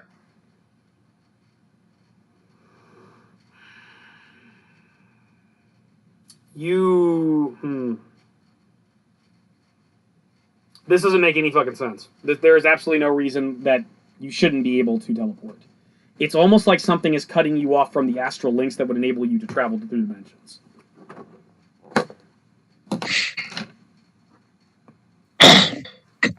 I don't like this.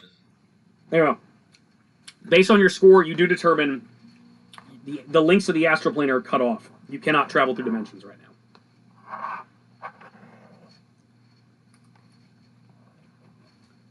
The animal's like, why are you holding my hand?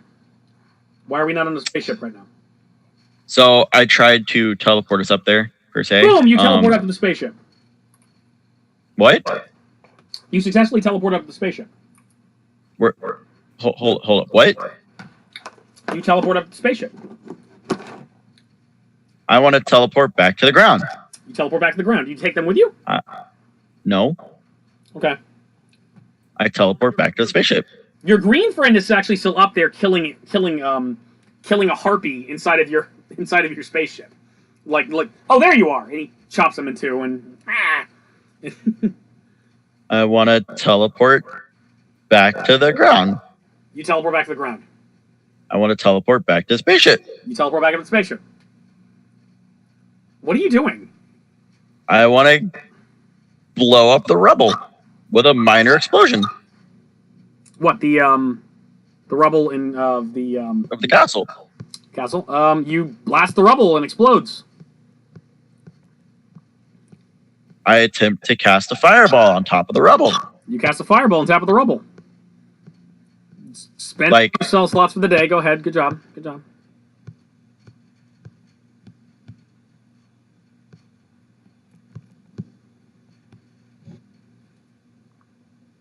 So wait, what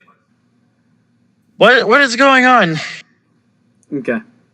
The angelic creature then kind of flies down to you. It's like, are you okay, sir? Do you, like, I'm quite not sure what's going on here myself, to be honest. Oh, by the way, that teleport spell you cast wasn't teleport without error, was it? It wasn't teleport. It was. What do you mean? You cast teleport. You didn't cast teleport without error, right? So I can't use dimension door, but I can say I want to teleport, and it teleports me. You can teleport. You cannot use dimension door.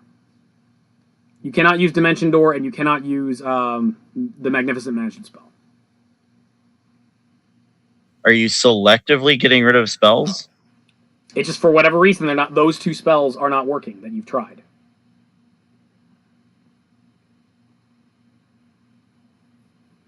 Anyway, this green individual has come down and is very confused. And it's like, I don't know much about this land. There appear to be various monsters here. I noticed a bunch of harpies, and then that strange craft of yours came, and then you all disappeared, and the castle exploded. What happened in there? I don't know, but so spells aren't working right. Is that what you're doing? You're testing your spells? Yes. Wait a minute. You're not human or a halfling, are you? I'm human. No, you're undead. Yes. You're a vampire. Yes. He looks closer at you. His eyes go wide. You're more than a vampire. He draws a sword. Yes. I mean, no harm. You are a thing from beyond the stars. What are you doing on this plane? I'm following orders. The orders of what? Well, if you can see what I am, then you should be able to see what it is I'm following. I can see what you are, but I can't see your master, so to speak. Hold on while I check Names. guys' detect alignment to determine that you're not, in fact, not evil.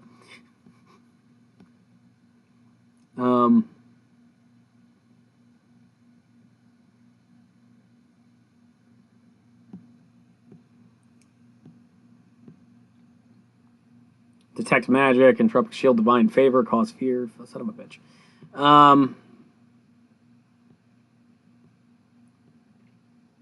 Oh, good. The angel doesn't have any detect alignment spells. Great.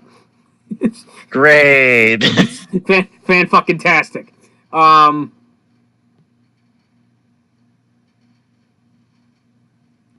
this is well, this is beautiful. This is just precious. This is precious. This angel, this 14 hit dice angel, doesn't have detect alignment. Okay, that's swell. That's just beautiful. No true seeing or anything like that. No. Okay, make a diplomacy check. Oh wait, Make a diploma. What? Wait. The following abilities are always active. All right, wait. Okay. Ooh. Oh, interesting.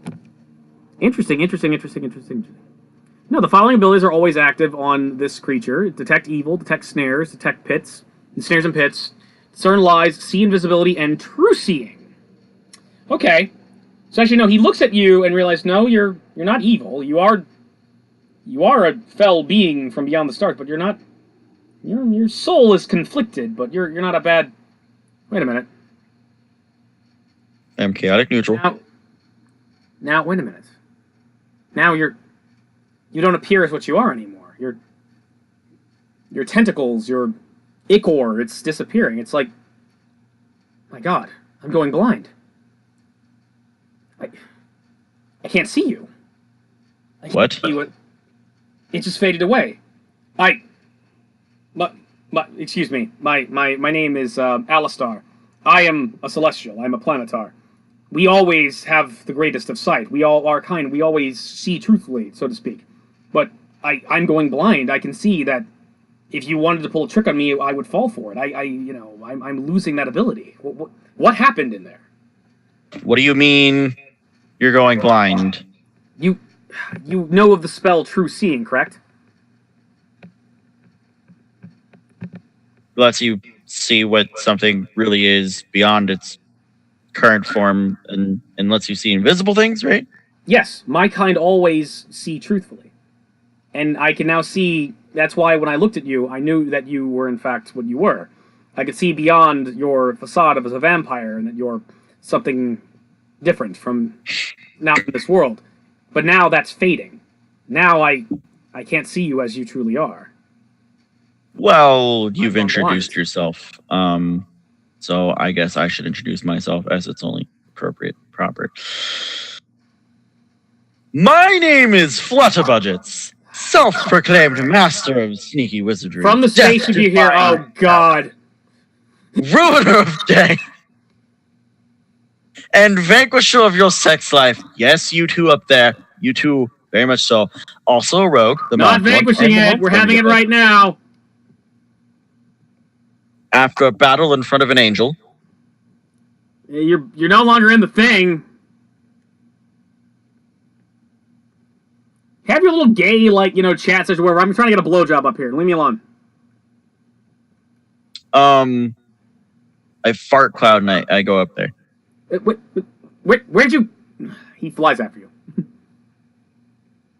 The closed. And I poof up in the spaceship. You can't. The door is actually sealed. They closed the door on you. Oh, I can see this in like cartoony form. It's just like a cloud of fart, just like. Okay, let's try again. Okay, one more time. What are you trying to do? It's like just imagine like a fart cloud just trying to go inside a hermetically sealed door. Yes. Yeah, like the angel catches up to you and see you like constantly try to sneak in through the cracks that aren't there. It's like, are you okay? Hang on. He knocks on the door. And after about 5 minutes, the door opens up again and the animal's there. I poof up on inside. Yeah. In the driver's seat. And they let you back in. You got lucky this time. What's going on? Says Lorella. You got lucky this time. Fixing her bra, putting it back on properly. You got lucky this time. So we didn't actually get a chance to meet this guy before. Who are you, sir? I'm Alistair. I'm visiting this plane. I'm a planetar. And sir, what is your last name? I have no last name. I'm just Alistair. I'm from you're Alistair. You don't I'm from the Mounting Pillars of Celestia. Okay, Alistair of Celeste. Mm-hmm. Oh, how'd you get here? I visited. I just traveled to this world. Okay, can you leave this world? Of course I can. Okay. We're just getting to know each other. Leave this world and then come back. If you insist, very well. And thus I return. He attempts to plane shift. Thunk. That's strange. Should have worked. Hold on. Tries it again. It's not working. That's why Dimension Door doesn't. Let me try something else. This doesn't seem right. I think he has gate actually. Does he have gates?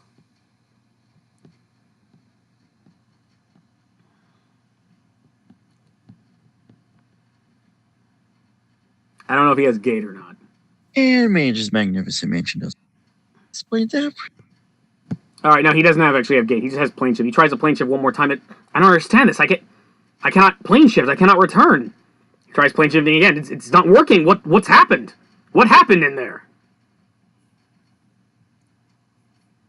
I grabbed an egg-shaped rock. What does that have to do with it? A dude fired a lightning bolt at me. And then we ran downstairs because I couldn't cast Mage's Magnificent Mansion to just kind of leave the area for a little while, rest up, and then return to the area, or at least somewhere close by. And then I tried to use Dimension Door to just get back up here to the spaceship, and it wouldn't work. But you're able to. But teleport does. I'm assuming most other spells would work. Those that involve plane shifting, galaxy moving, anything to leave this plane of existence would cause us to not. There must be some mistake. We cannot be trapped here. Surely I can return home. We're trapped. We're stuck. Wait, you mean because you picked up that egg that we're trapped in this world and we can't go back home? We can't go back to Toro? To my understanding, that is playing a role in it.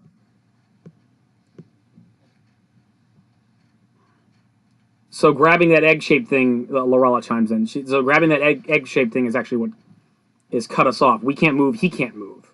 Can anyone travel the planes? Can anyone move to other worlds? I don't know.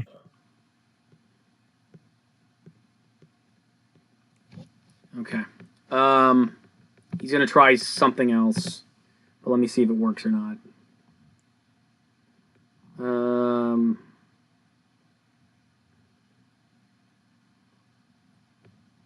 What does the prayer spell do? Prayer? Yes.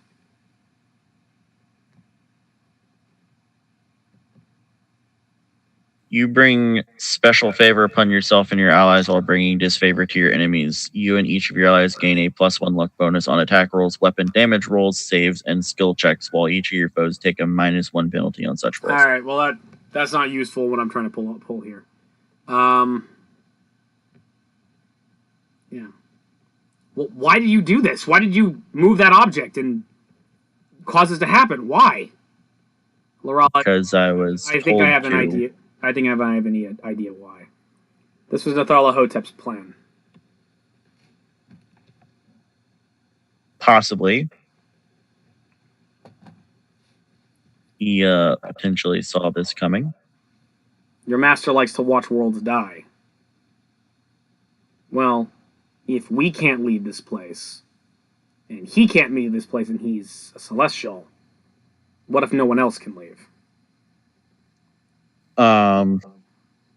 We might want to go to a city and consult some mages and see if they can travel as well. At the very least, they could actually figure out what's going on here. Well, your ship's to give you an broken, idea. No, it's still floating. Well, can this thing travel planes? Can this thing go to... I don't. I doubt it.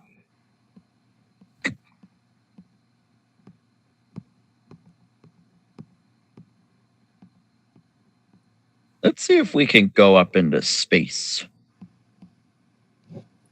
All right. Any opposed? I'm not opposed. I'm kind of eager to see what this space shit you're talking about. Again, where exactly does the water start falling off the planet? It's not you earlier. It's not flat. I take the ship high up into the sky. Okay. You are in outer space. Can we see the curvature of the world? Yes, you can. Hey, Lorella, the Earth isn't flat. Fascinating. Fascinating, Captain. So, how does this make you feel? Well, this is cool. I'm still unsettled by why we can't go back to your mansion, though. And I fear this is not over yet. No, it's not. All right, so let's go back down to the world, and go to a city and talk to some people who might know what's going on, because I clearly don't know, but I think it's related to that stone, that rock we picked up, that I picked up, because we were told to by the golden dude, and the golden dude was the guy that was telling us to do it. And my boss was like, you need to do what the guy says. Yeah, the animal's like, okay, who was that guy?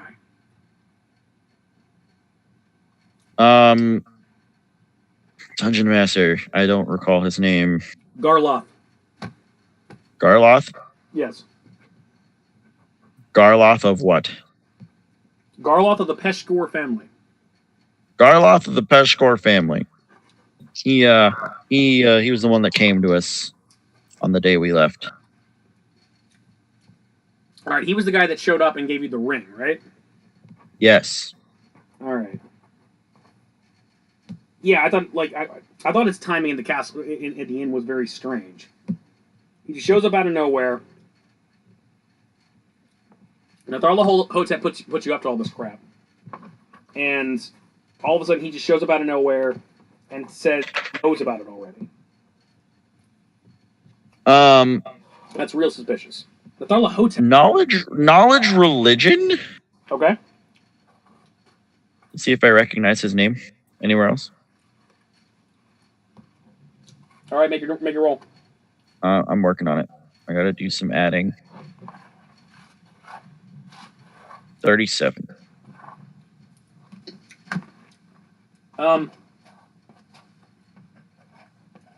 You vaguely.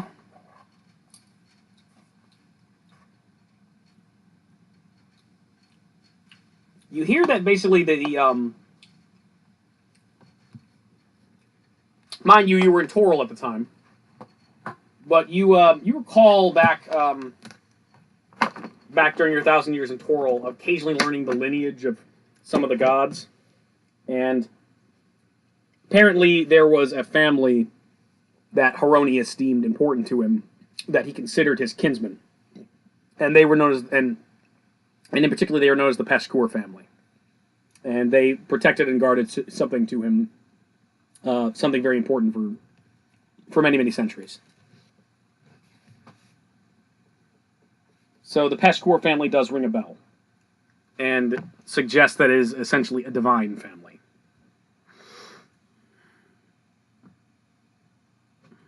Huh. Your new angel friend pipes up. Tharla Hotep. That name, that is a wicked name indeed. I know not what this creature is, but is that your vile, eldritch spawn master? Not an eldritch spawn, but he is definitely my master. A creature, a fell creature beyond the scope of heaven and hell, something alien and outside. Yeah, that sounds like him. Flowery Lovecraftian language. Yeah, that sounds like him. Okay. Well, if this creature put you up to this, maybe it has something to do with it. Yeah, hey, can you contact that asshole by any chance? I believe I've tried in the past and it's never worked. Or it's rarely worked. So, here's the thing, dude. Personal insight to you. Now that you're actually thinking about it, for the first time in about 1,000 years, you feel like he's no longer listening to you. You can't, prove it 100%, but something in you says you are completely cut off from him for once.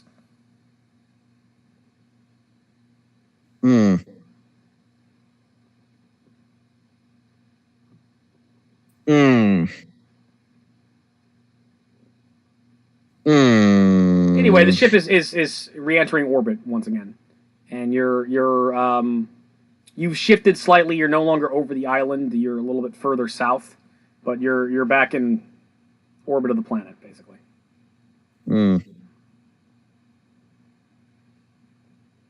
Okay. That's strange.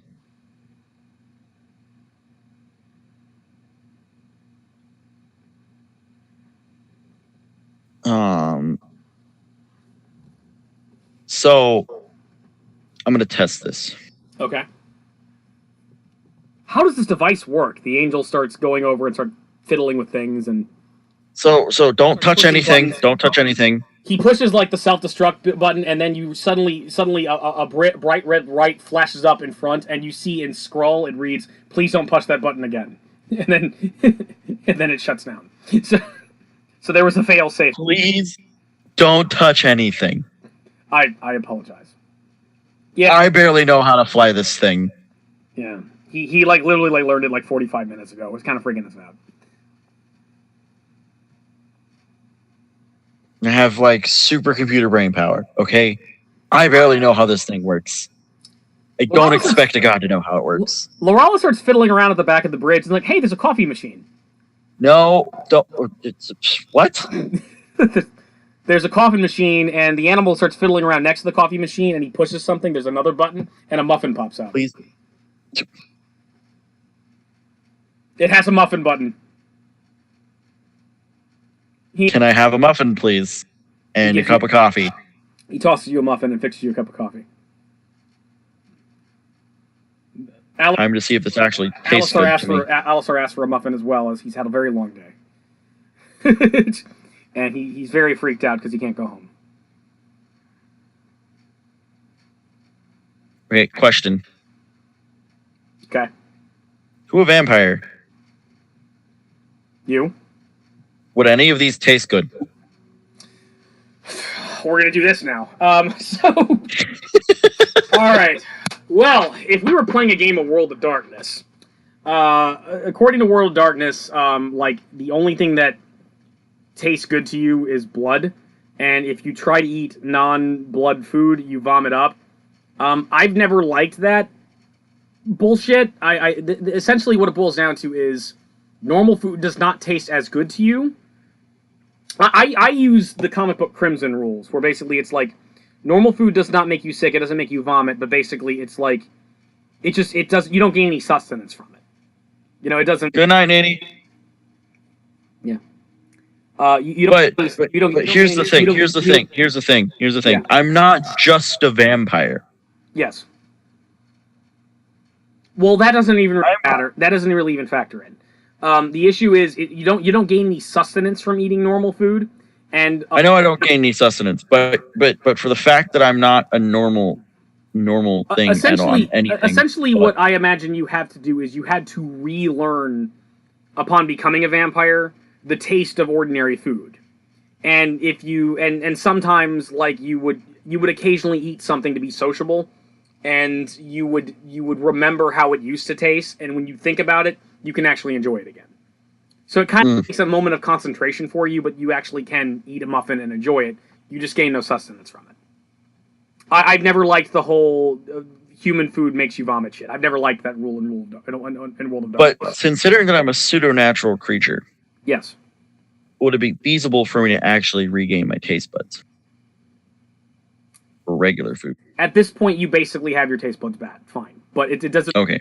It still doesn't give you any sustenance. I know it doesn't give me sustenance. Yeah, it's not meant to. I've never liked that rule in old World of Darkness. It's for flavor. Like, well, okay, for example, if you watch like Underworld Evolution, which apparently a bunch of assholes don't like online. I think it's a pretty damn good fucking movie. Michael Corvin, he resists the urge to feed when he gets hungry. So he goes out in Russia or Prague or wherever the fuck that movie takes place in, and he goes and tries to have like a breakfast. He tries to have like a sandwich. Yes, I've seen that. He starts eating, but it doesn't work, and he freaks out, and he starts like craving blood, and he like attacks a bunch of people. So that's kind of what happens when you're hungry. If you try to use normal food, that'll happen. You'll frenzy, but you're not hungry right now, or you're probably getting a little peckish. But basically, it's like you've got packs of blood in your coffin. So, yeah, you know, you can just pick it up and drink some, and you'll be fine. Like, again, one of my favorite sources for vampire myth is Buffy the Vampire Slayer. And again, vampires can eat blood just they can eat other food just fine. It just doesn't, they don't gain any sustenance from it. They don't like, you know, so like Spike, for example, he loves the bloomin' onion. He fucking like absolutely loves the bloomin' onion. He drinks beer. It's like, it's no big deal. And I figured if it's no big deal for Buffy, then it's no big deal for me. I feel like the whole like, oh, human food makes us vomit thing is kind of unnecessary and kind of like annoying. I honestly think the whole oh, the only way you can have sex is if you soak in a hot bath, you know, for 45 minutes first before you can do it. I think that's kind of dumb too. Like in sex, what comes up is that you have to actually flush blood to your sex organs to get them to work. Again, I don't care, and I feel that's too much information. I feel like, again, vampires are some of the most sexy things in the world. It's like, yeah, vampires can have sex. Whatever. It's we don't need to overanalyze the how. So, you know, that's my feeling. So, okay. So I drink this coffee, I eat this muffin. nibble at everything, sip at everything. You're enjoying it, but like in the back of your mind, I could use some blood right now. Okay, so let's avoid touching anything that involves controlling the ship. The animal starts kind of motioning for you to like with a stinger on your lip, you know. We're gonna go to this other city, you know. Alice starts like you have a little stuff, you have a little icing like right. Laura, it's all over your face, man. It's like a mustache, big white creamy mustache. You know what? I'll leave it. Just because it bothers you. That's gonna be really distracting. Exactly. That's the point. All right. So you walk around with icing on your face. Off of a muffin. Yeah, that makes sense. Well, it's a cupcake. You said muffin. I have a cake right here, dude. I have icing on the mine. It came with icing.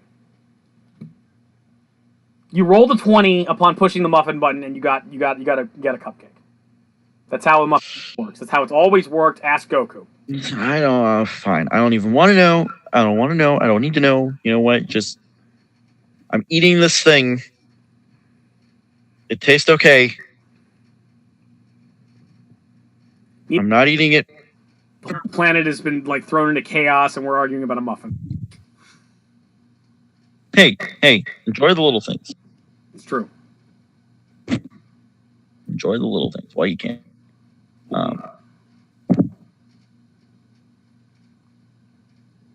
Question. Yes. Can I set the scanners to search for a certain thing? You can actually, again, you don't really understand how the ship works, but you can read. So you have a lot of, information in terms of the scanner. It's like you have the scanner settings like right at your disposal. So understanding the scanner and studying the scanner stuff, I need to set the scanner to look for different cities. Okay. With high magical aptitude people. Okay. Roll a d100. Okay.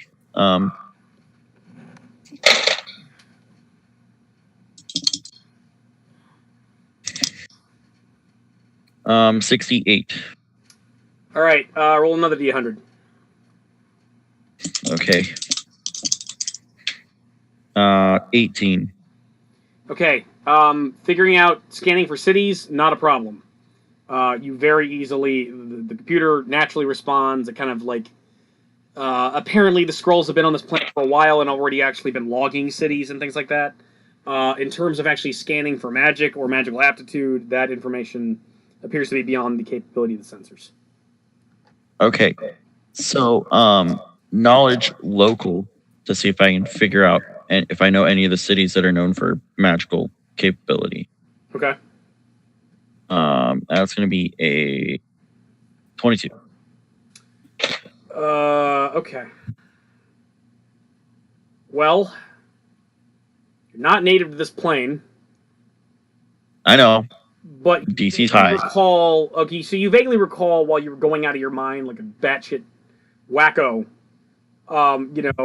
while you were staying at the inn, you occasionally, you overheard a conversation with some drunk guy talking about, like, well, the best mages on the main continent, apparently there's this place called Colin Grove. I've sailed around there a long time.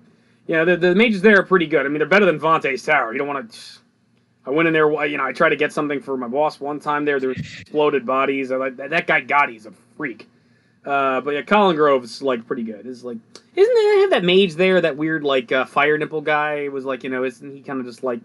He's actually a pretty good mage. Well, his son's pretty good, but it's like he's kind of a kook, but...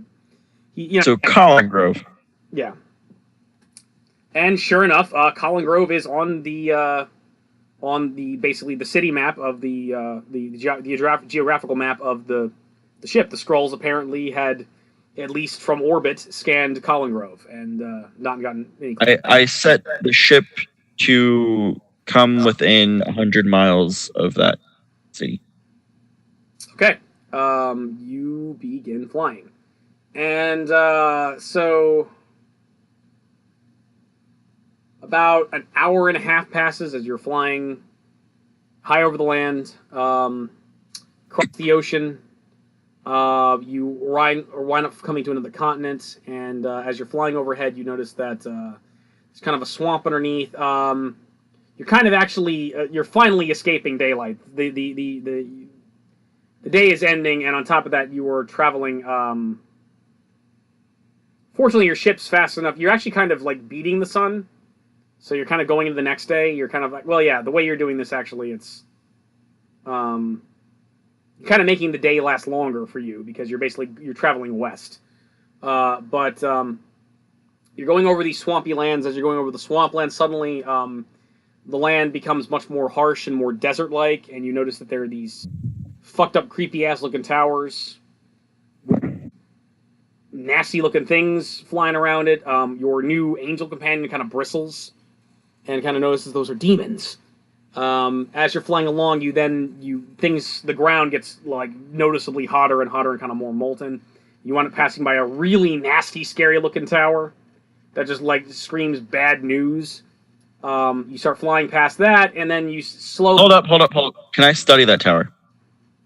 You want to stop there? I want to hover over the tower. Okay. Like a fair distance above the tower to where it's like most things wouldn't notice me. I have to do so many rolls right now. Oh, God.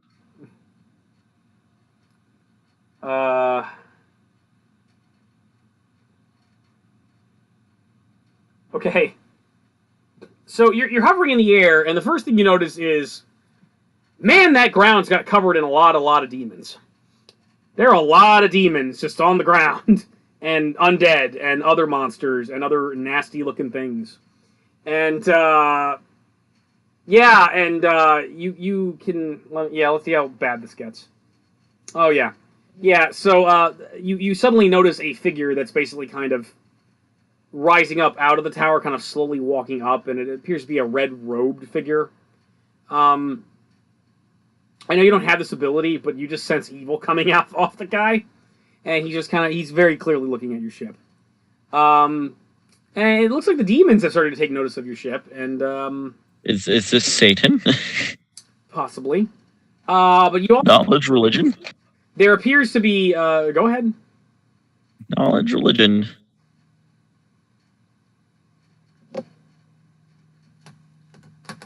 31. Although he appears like he might actually be some kind of genuine interpretation of the Judeo-Christian devil, as far as you know, no, this is not the devil. More specifically, this is not the devil. It might be a devil, but it's not the devil. Okay, so it's a devil's domain. And we're still on the same planet? Yes, you are. And we're still on the same plane? Yes. I resume going to where we were going to before. That's very good, seeing as how several pit fiends started flying up to your location. And the moment they get too close and your Planetar friend draws his sword, you fly super fast away.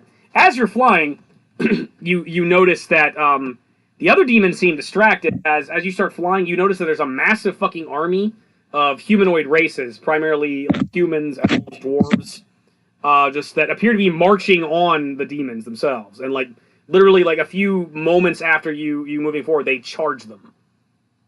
And but you're already traveling over them, and you're basically rapidly passing over this army of humans, elves, and dwarves, and other common. So there's a holy war going on. Yes. So that happens, and you travel along for another like about 20 minutes or so, and you start getting out of the blasted heath that the land was, and suddenly the land starts looking more normal and more nice, and more forested and whatnot, and eventually, finally, you come upon Colin Grove. And you are now hovering over Cullen Grove, and you can see that within this good sized city there is a couple mages towers. One in particular is kind of noteworthy. There's a mage's tower? It's not a. It's not the sole it's not like a more official looking mage's tower, but there's a small mage's tower within the city. There's a couple of them, but one in particular kind of stands out. Okay. I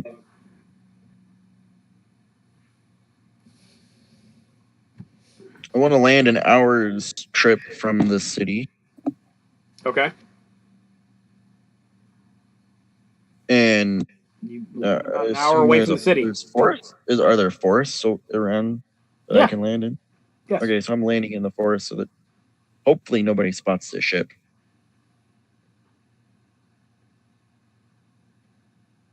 All right, you land first about essentially about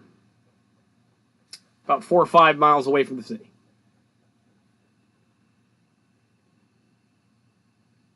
Okay, 4 or 5. I'd say about 3 miles. You're 3 miles away. There's nothing within a mile. You said an hour away. Oh, my bad. All right. I'm getting hours and miles mixed up. Wow, it's bad. So yes. Okay. Well, we're gonna have to walk for an hour.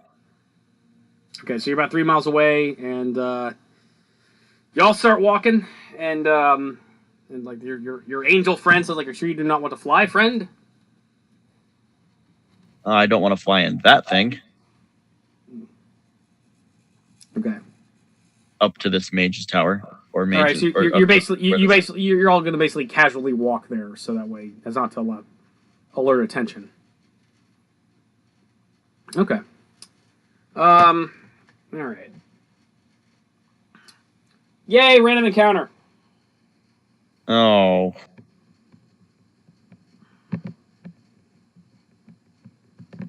Oh, come on. My random encounters are the best. They don't kill you.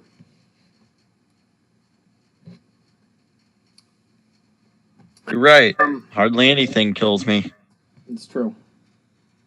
All right, well, I kind of drew the short straw here. But okay, we'll do this. Peeler Y.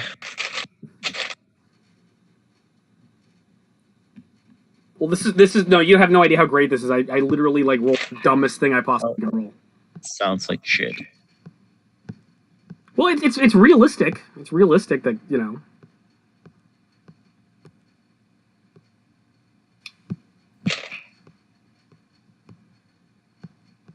What? Do I run across dire wolves?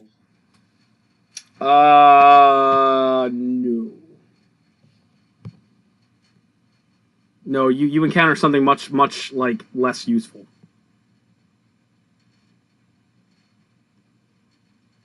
Yeah, that's dumb. I'm gonna do that. I'm gonna dead wolf.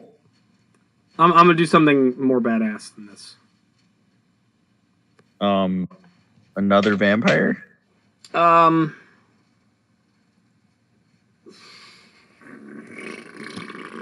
on. Another Kristen Stewart. I love you. Make me a vampire.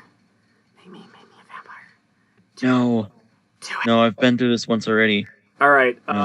So you start walking. As you're walking forward, you start walking through some tall grass. And while you're walking, make a listen check. Perception.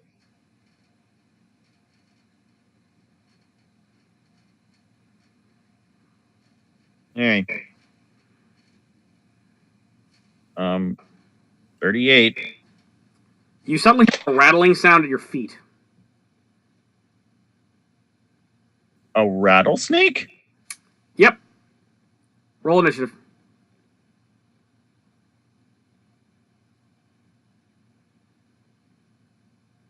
Wow. I told you it was the dumbest thing I possibly could roll. Yes. Why does it gotta be snakes?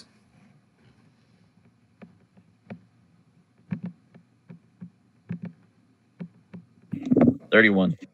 Okay.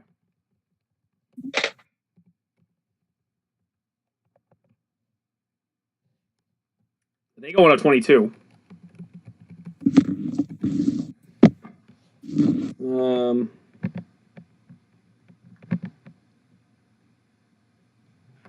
Raleigh goes on a 13.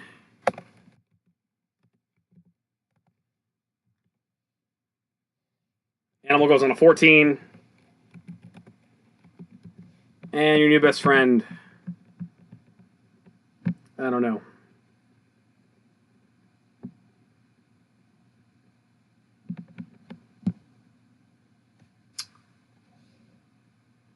He goes on a 24.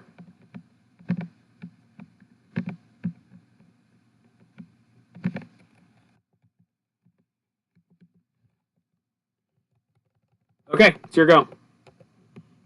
You hear rattling. There are snakes.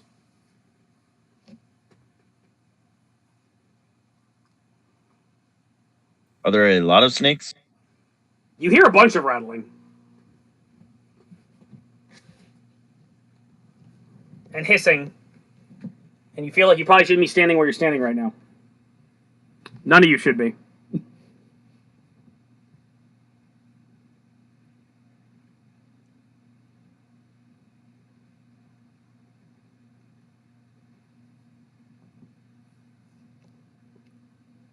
What are you going to do?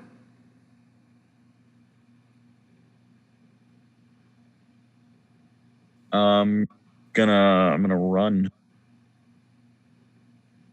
Run where? Run towards the city. Forward? Well, we're already standing on top of snakes. No, you're not. Standing in front of snakes? Yes. But it means run on top of them. Go ahead. That's a great idea. No. Okay. So I thought we were surrounded. Okay. Well, you are, but that's not the point. We're not.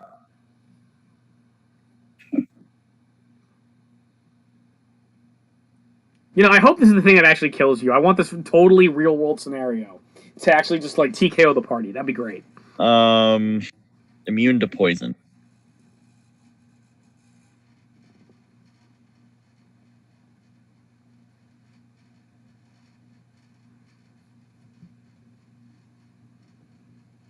So you've decided to basically interbreed with the snakes, learn their language, and mate with their women, and then in time, all your differences will be forgotten.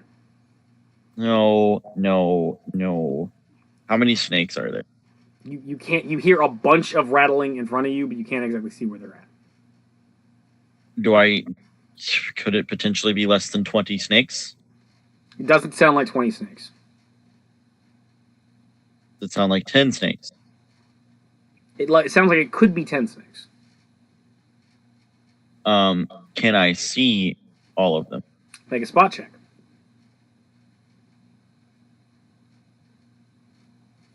You're not gonna like my 54. There are 6 snakes in front of you. I cast chain lightning. Okay, on the snakes? Yes. Okay. Is that a reflex save? Yes, reflex for half. What's your DC? The primary target, DC 24. Any target, it jumps to 22. And I'm going to make it jump to every one of them. Okay. So what DC do I have to make for half? So the first one has to make 24.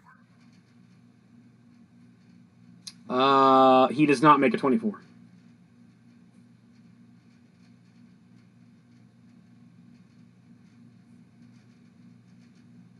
So the other remaining 5 snakes need to make a DC 22. They do not make a DC 22. Roll your damage. Okay. 17 D6 electric damage. Let me know if you roll over 11. 10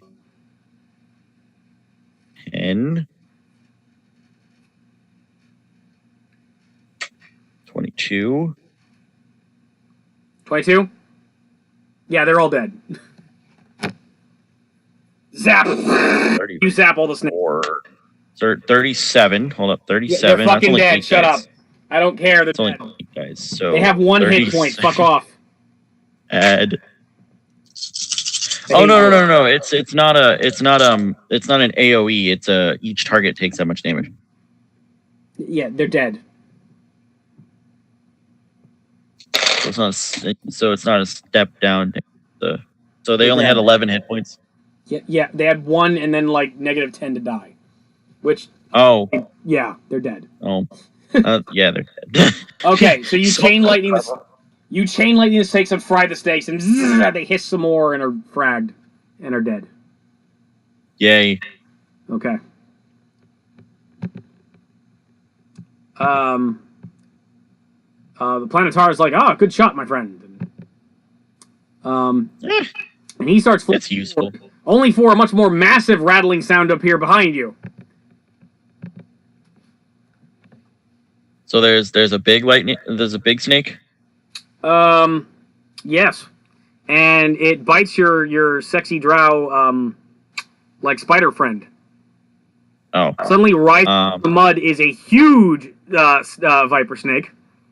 And he lunges forward and is going to bite at Lorella. Okay, is Lorella immune to poison though? No. But she's a spider thing. He comes out and he lunges at her, and she sees him coming and just jumps out of the way, and she's fine. Okay. So she's dodged it, and yeah. And what else happened?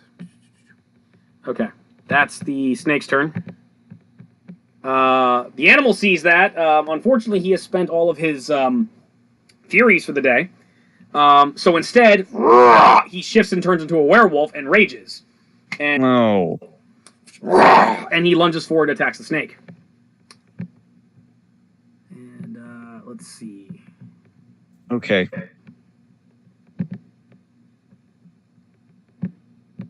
I'm looking at. So he's not a werewolf. He's an animorph. He's not. He's technically a werewolf. I don't have the werewolf template, but I have the ability to basically turn into a werewolf based off of the berserk template. So, he's not a werewolf. He is an animorph. How much damage did I take a minute ago from? Hang on a second. 384. From what? I got hit by rocks earlier, and I wasn't expecting to do all this. That was some time ago. Taking 109 damage. All right, so you didn't heal on the fly over here? No, we haven't really had time to. Okay, hit point. Healer, we flew for like 2 hours. We haven't. Yeah, we gotta wait a day to heal.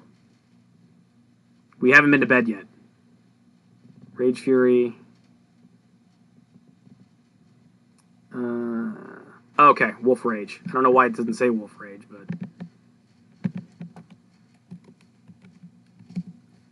Alright.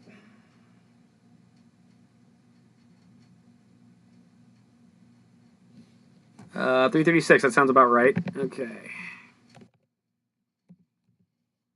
Alright, so he wolfs out, draws his claws, and he runs forward and attacks. And first attack is a 36. Plus 36. So he's 38. Does that hit? I don't know. It does hit. He deals damage. Let's see. Alright, Werewolf Rage. Okay, so it's 1d4 plus 6. 8 damage. Second attack. Hits. Third attack. Hits. Actually, third attack's a critical threat. 16. Yeah. Third attack crits. Okay, I cut its head off. But I'm not going to consider this fight over yet because it's a snake. And as you know, that doesn't stop a snake. So. Actually, it does. The body just kind of keeps wiggling. Um, How big is a snake? How big around is it? It's a huge snake, and its head is still alive. Okay, how big around is the snake? It's huge size. Okay, can his claws physically cut through the neck, like all the way through? Yeah, it did.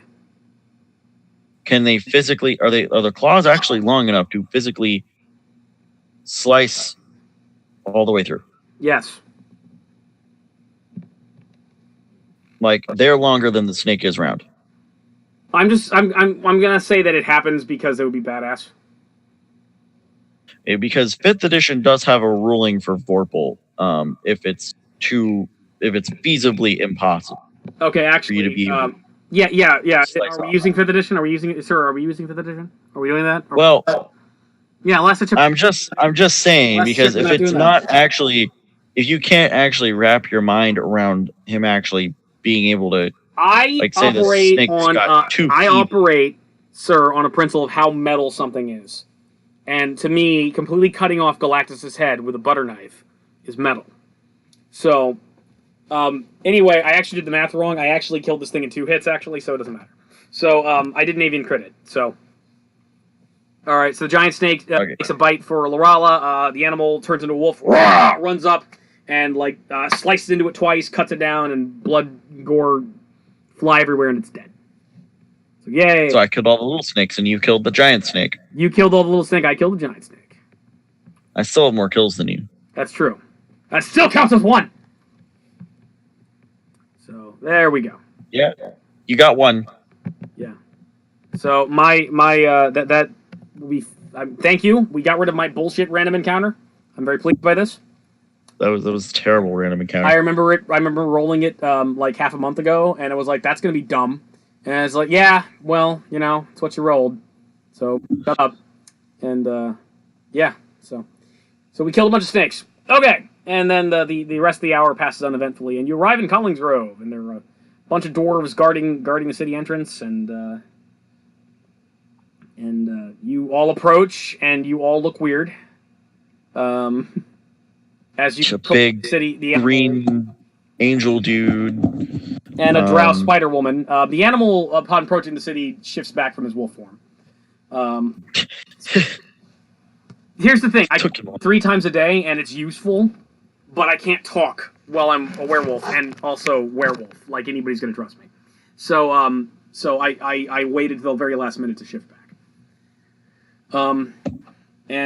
So the guards approach, and like they look very skeptically at the drow spider woman, and green dude's like, "Ho there! Who are you, strange travelers?" And it's like, strange travelers.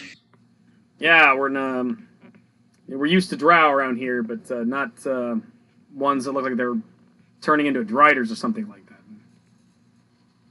You sense Lorala fuming. And you look, and she's kind of glaring at them like, scumbag, male, surface-dwelling dwarf pigs. She's a friend. Throat. I'm a friend. She's mumbling threats on their person under her breath. I'm seeking help from other wizards. Indeed, sir, and you may not recognize me, but I assure you, I am a celestial. That's the reason for my unusual appearance. It's like, oh, okay, well, yeah, just don't cause any trouble while you're here. Yeah, the mages' towers are over this way. Yeah, good luck there. We've got them. We've got magic here. It's just, magic users, just kind of weird. Kind of weird. Caused a lot of strange things around town to happen. Most of the wizards that we run into on a daily basis are batshit insane. That's just I don't know, man. I don't know.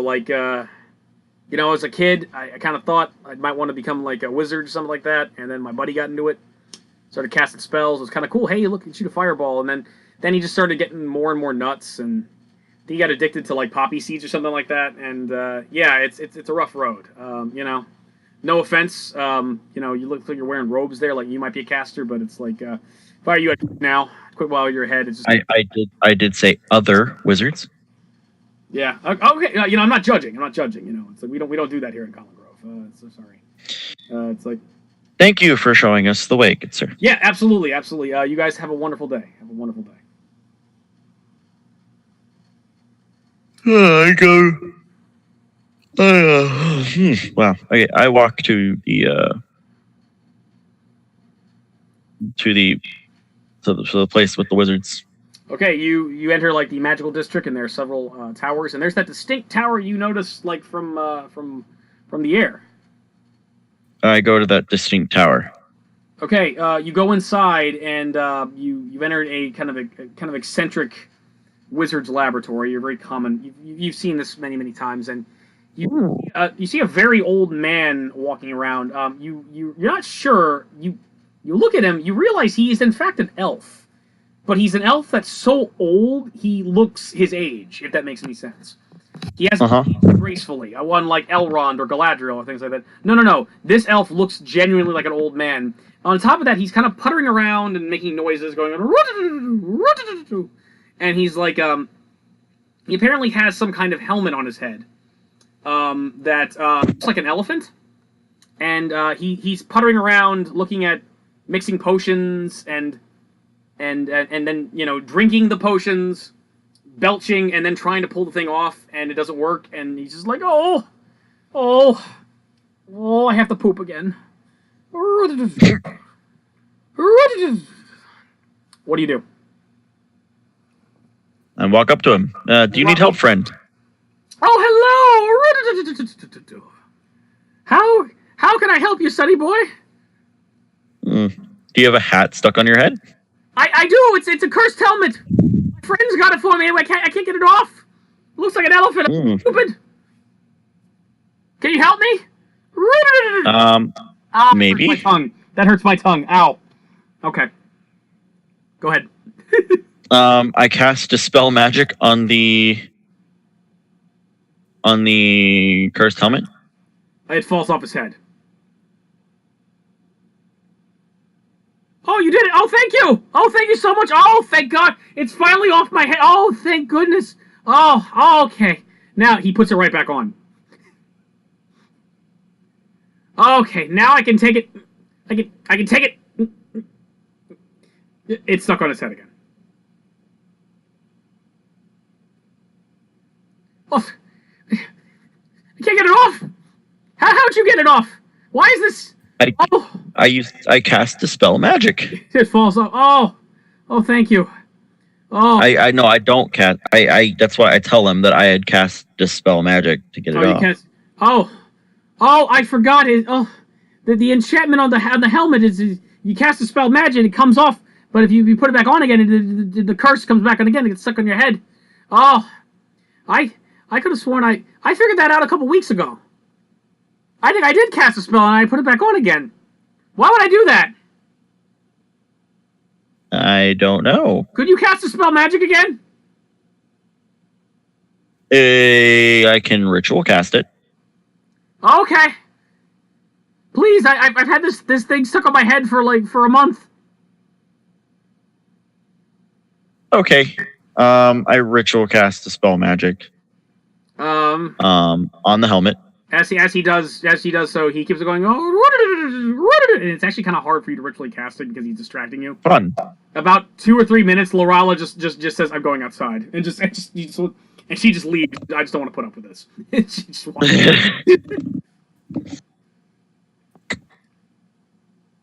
the animal hangs out for a few minutes more and then actually follows her, and it's gonna follow the boobs.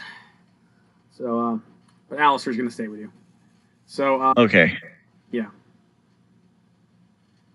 You ritually cast and it falls. Oh, thank God. Oh. I take it from him. Thank you. Oh. I take it from him. You take it from him. You now have the cursed elephant helmet. I put it in my backpack. Okay. And I don't let him touch it again. Okay. Oh. How can I help you, my boy? Okay. So, my good sir. I'm a planeswalker of sorts. You're a planeswalker. You walk on the plains. You walk in the plains. I walk in the plains sometimes too. I used to walk in the fields and the plains and just run around. It was wonderful. It was wonderful. I used to get good exercise then. But, now my arthritis, I can't do it anymore. Okay. But we're stuck here now. Oh, you mean outer planes. You mean the other dimensions. Oh, okay. What plane are you from? Are you from the elemental plane of fire? Here, it's really hot over there. No, I'm not from that plane. Oh, okay. You from? I'm actually. Background here is kind of rough. It's a rough neighborhood. Hey, Dungeon Master. Yeah, yes. What universe is Toril from? Toril is Forgotten Realms.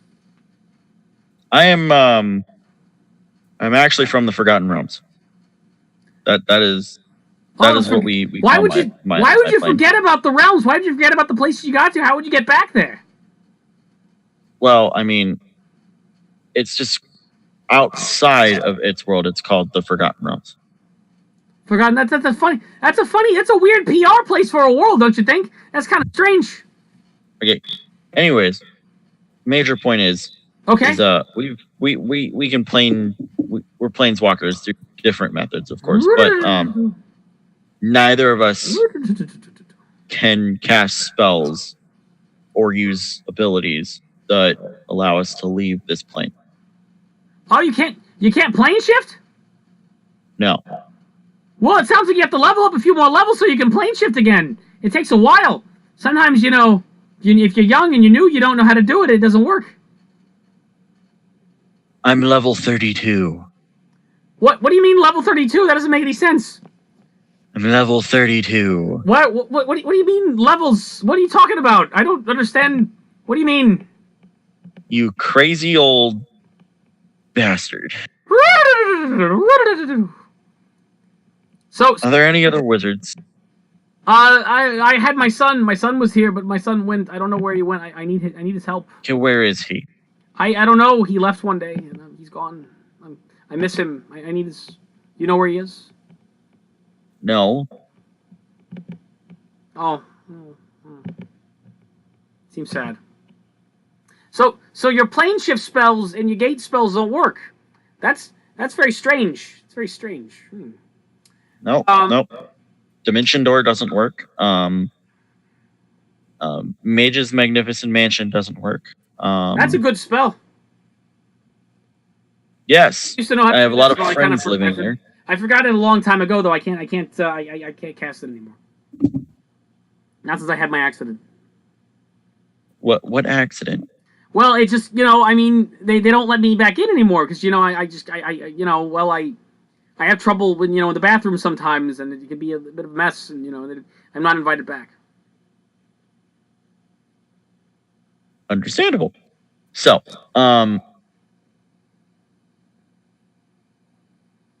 do you have any clue what could happen? What could be going on? Well, I mean, have you felt any shifts in the field, in the feelings of magic? Well, there's a war going on. There's a war. There's a bunch of demons, and okay, and like my friends that gave me the helmet. They're very nice. They're a very nice dragon lady. Very nice dragon lady. She's gonna go. She gave me the helmet, and they're gonna go fight the demons. It could be that there's the demon bear, and I think there's a person. We thought he was the demon bear himself, but no, it's this priest guy, and the priest guy's in charge of everything. And it could be he's doing some kind of big crazy magic, and maybe that's what's causing it. Could be that maybe he's making it difficult, but I haven't heard anybody here saying that they can't plane shift anymore. But I haven't gone outside in a while, so I don't know. Okay, so what? Do you want me to do some research? In a while? Do you want me to do research on this? I would help you do research. I would greatly appreciate it. Thank you. I'm so happy. I don't have many visitors. There was a very nice boy. There was a very nice boy who used to clean up after me. I don't know what happened to him though. And every time I talk to the dragon lady about it, she gets very sad. So it's like, could you help? Come upstairs. Come. We'll do this first. And then we'll work on your spell. He starts tottering upstairs. And he starts kind of motioning you for to follow him. Well, Alistair, are you prepared to deal with a crazy person? I don't think so, but we'll do the best. It seems like he could use some help. I'm not sure my patience can last too long with this one either. Yeah. So come up here, boy. Come up here. I need some help up here. Let's go. Okay, you start going upstairs, and as you start going upstairs, even though you're undead and you don't really need to do this anymore, you still have a sense of smell, and you suddenly smell a very, very foul odor of shit. And you come upstairs and you see his bedroom. His bed is covered with poop, and the floor is covered with poop, and there's just poop everywhere. And it was like, okay, so what we need to do now is we need to clean all the poop. We need to clean all the poop because it's probably gonna happen in the middle of the night tomorrow. But yeah, we start the cleaning and we'll clean the poop and we'll get to work. Oh no! Don't you have a spell that could like solve this very quickly? You're a wizard, right? It's I'm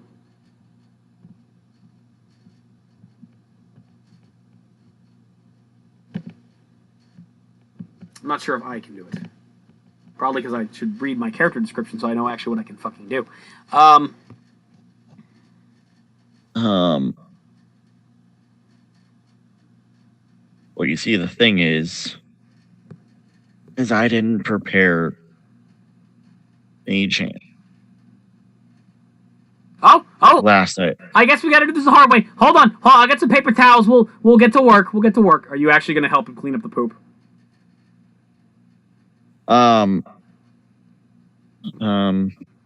Please say yes. Not that there's any game benefit from it, but it'd be funny.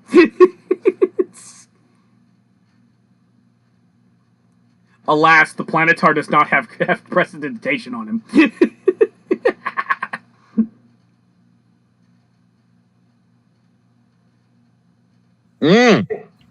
I got this. You got this? You got this? Oh, yes. Okay. All right. The old man has gone downstairs to get some paper towels.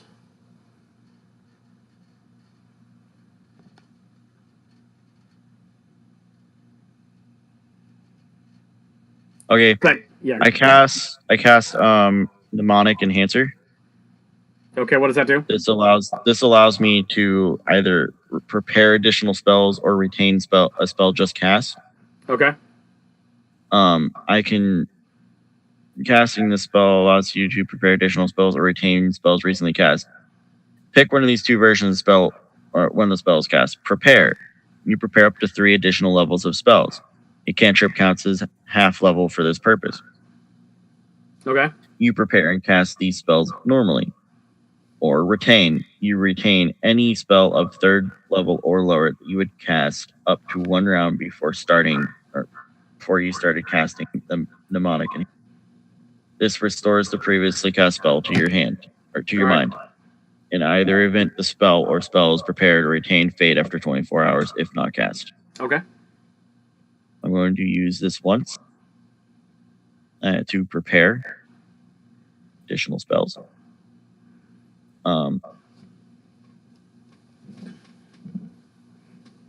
I just see this ending as you're just gonna you magically brutally murder an old man. No, I'm preparing Mage Hand and Prestidigitation. Okay.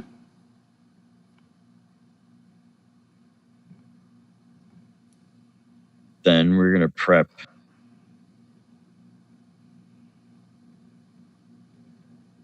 another use of Scorching Ray. Okay.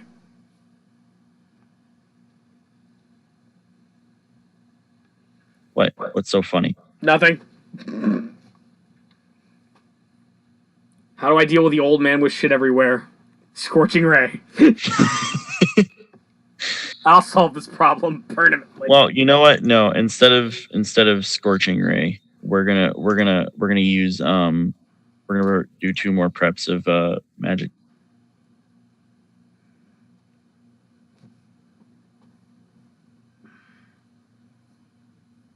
So that's my 3 levels worth of spells. Okay. So now I have Mage Hand, so I can use Mage Hand to help pick up the poop instead of actually picking up the poop. Okay. All right, he comes back up with a bucket and paper towels and water. And even using Mage Hand, you spend about 2 hours cleaning this man's room and his chamber pot. And when that's done, you are thoroughly irritated. And it's like, oh, thank you. Thank you. It's so good to have some help back. Thank you so much. Oh, you got to stay here forever. You got to stay here forever. Okay, now I'm going to get to work researching why your magic doesn't work. Do you need help researching? Yes. Yes.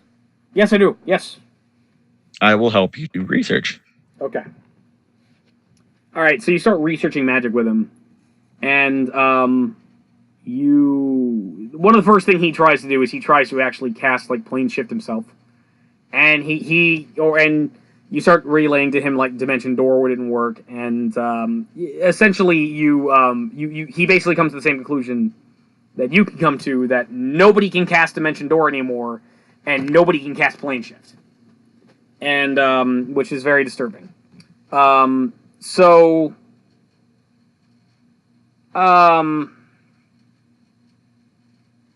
In order to actually really get any more value out of this, you would have to stay an extended period of time with him. Are you prepared to do that?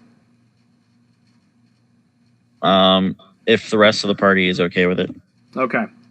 So you guys need to spend like a week here, at least. And you need to make an Arcana check. I can definitely do that.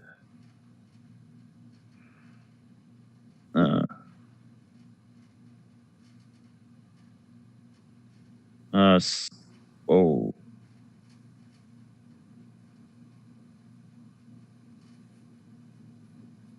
28. 28, okay. All right.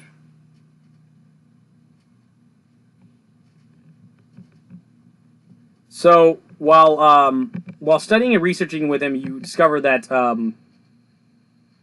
several other, like, there are a bunch of spells that are in fact not working. And those spells are...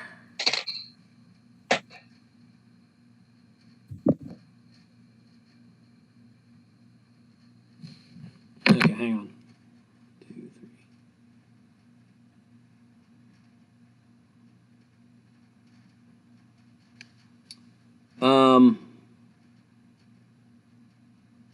Okay.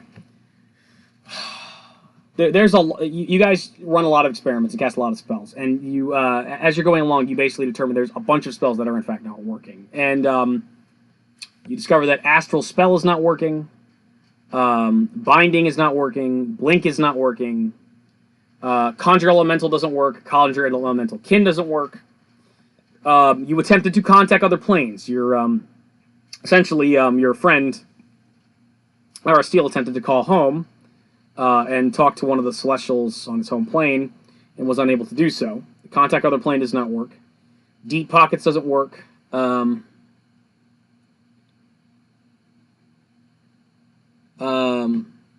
Demi Shadow Magic does not work. Demi Shadow Monster doesn't work. You already know Detect Phase doesn't work. Dimension Door you already know doesn't work. Dismissal does not work. Distance Distortion is also not working. And the other spells that aren't working are Dramiji's Instant Summons, Duo Dimension, Energy Drain, Ensnarement, Estate Transference, Etherealness, Gate, Harung's Random Dispatcher, Invisible Stalker, Leomun's Secret Chest, Lavarin's Shadowy Transmutation, Magic Mirror, Major Creation, Maze, Minor Creation, Mordenkainen's Magnificent Mansion, which is essentially another version of the same spell that you cast. Mm-hmm. Phase Door, Reincarnation. Unfortunately, and you test this out personally, and you started crying when it didn't work. Rope Trick does not work.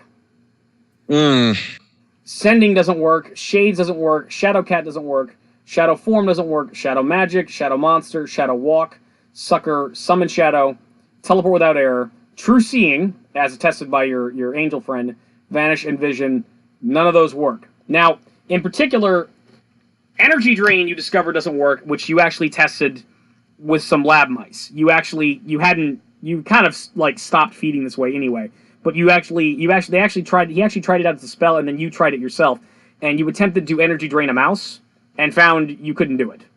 You have lost the ability to Energy Drain via your touch attacks, and you do not know why.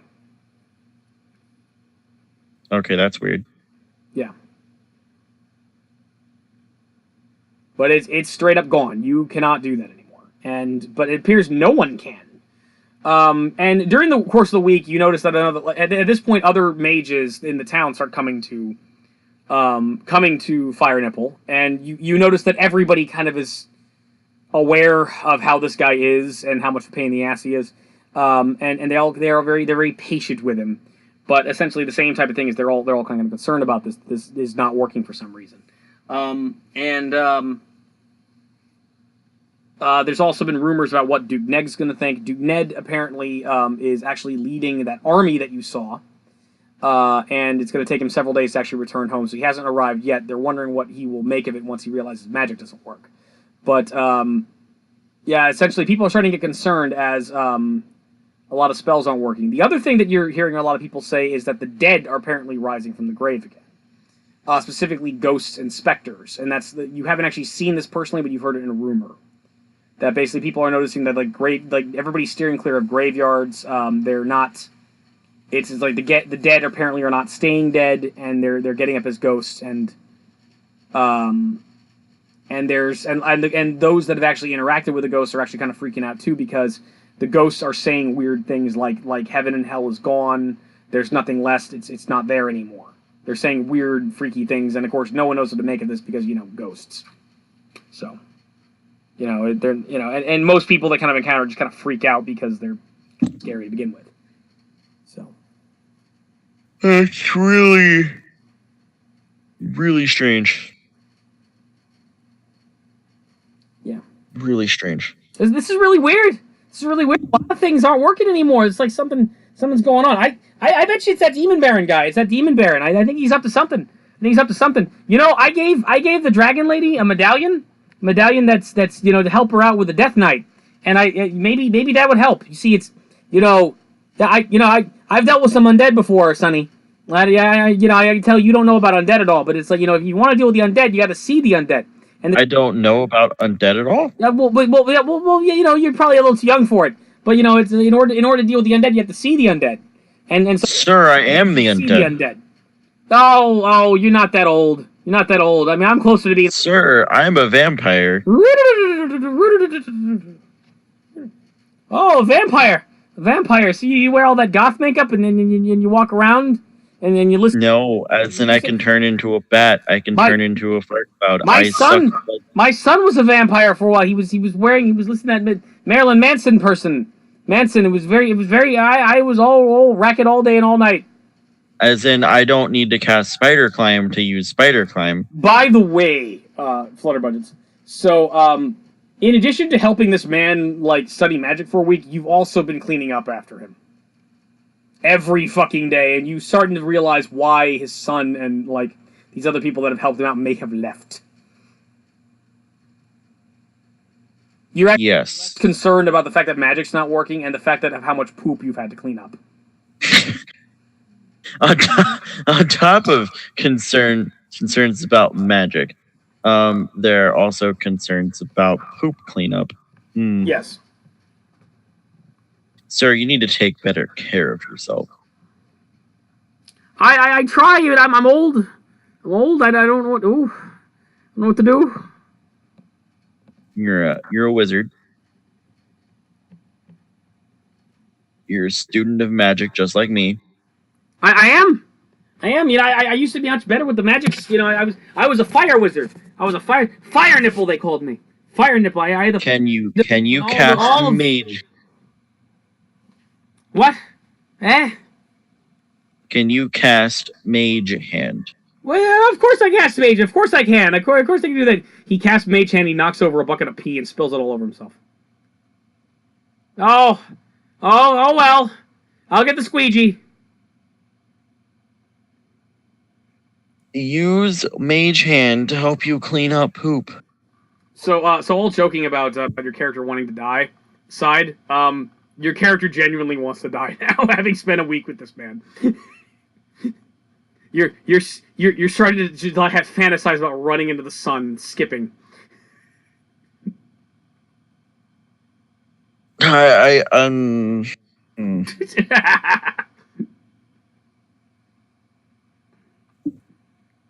I go to the local inn. Meanwhile, the animal and Lorala have absolutely abjectly refused to help you two. They're like, no, it's your problem. We're just gonna. They meanwhile have been they've been kind of getting like the skinny from you at the end of the day, like when you figure things out about magic. But they've been mostly just kind of hanging out in town, drinking at the local bar, and just kind of hanging out together and spending some time. Having a vacation, but kind of a concern. Like they've been actually kind of like getting supplies and things like that, and getting ready for what to do next, basically, and making use of one of the extra rooms, definitely. But okay. Yeah. I talked to them. Okay. So, look, animal, Lorala, friend, companion, Alistair, you're here too. He's what's going on? What did I miss? Okay.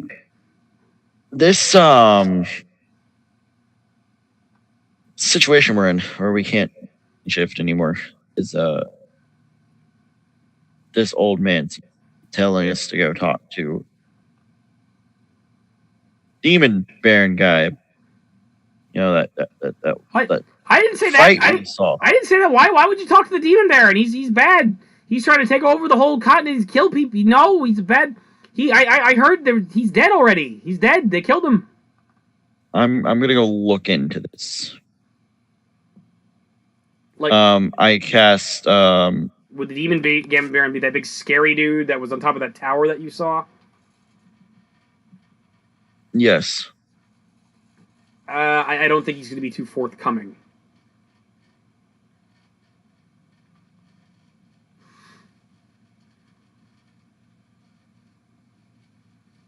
Okay.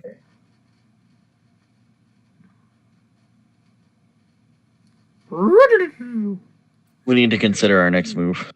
Because if that guy's dead, then we have to. We're at a dead end here.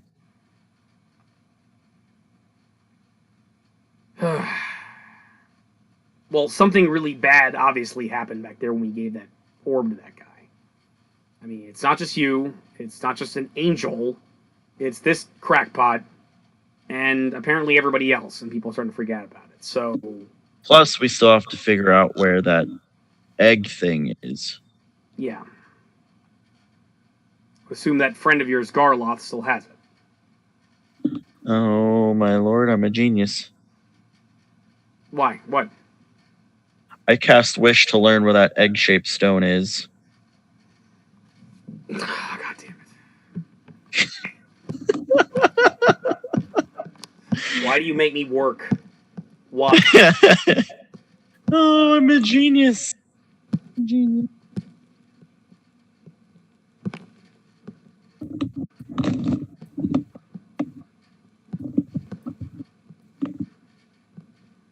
We were having so much fun with you dealing with the fucking annoying old guy.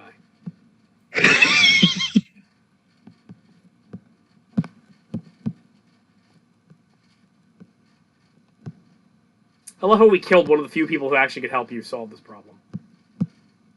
What? Nothing. Are you talking about Cyclops? Yeah. Cyclops knew exactly what to do. Okay. I'm kind of unsure about this myself. So... You see a wasted region on the world. There's a barren coast pounded by a cruel sea. There's a fiery, not too subtly fiery rain that's pounding. Well, hang on, no. Yeah.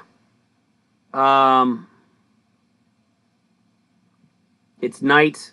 There's a windswept finger of rock that arcs from the mainland behind you out into the restless sea.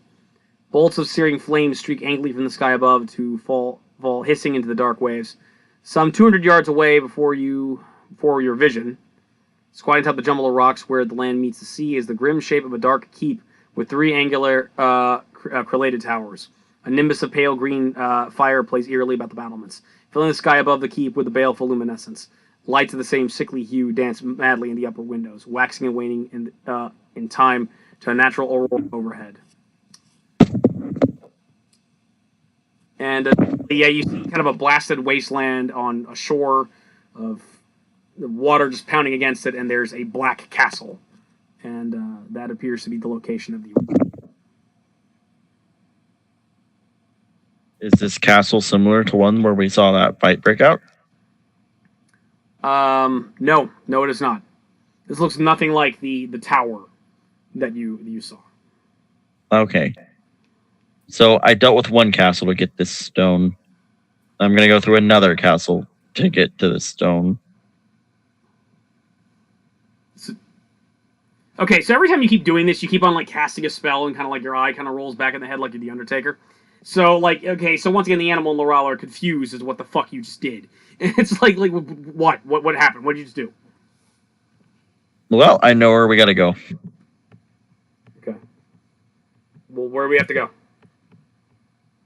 To a castle. Another one? Yes. God damn it.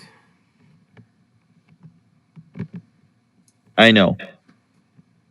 And, okay, that's where the stone is. That's where it's coming up this time, yes. Is that... And we think that's what happened. We moved that stone, and all this weird shit started happening. Well, that's when it started. Spells started to stop working, as far as I know. And, I don't like the dude we're having to work with right now. Flutterbudgets, my boy! I need help! It's another accident! Use Mage Hand. I'm trying. Okay, I can use... Alright, okay. I think I got it. No, I don't got it. Oh, it fell down. Hold on.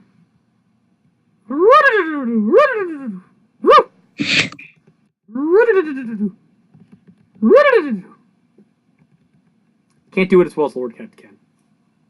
Okay, friend, I'm going home for the night. Or I'm going to sleep just for the night.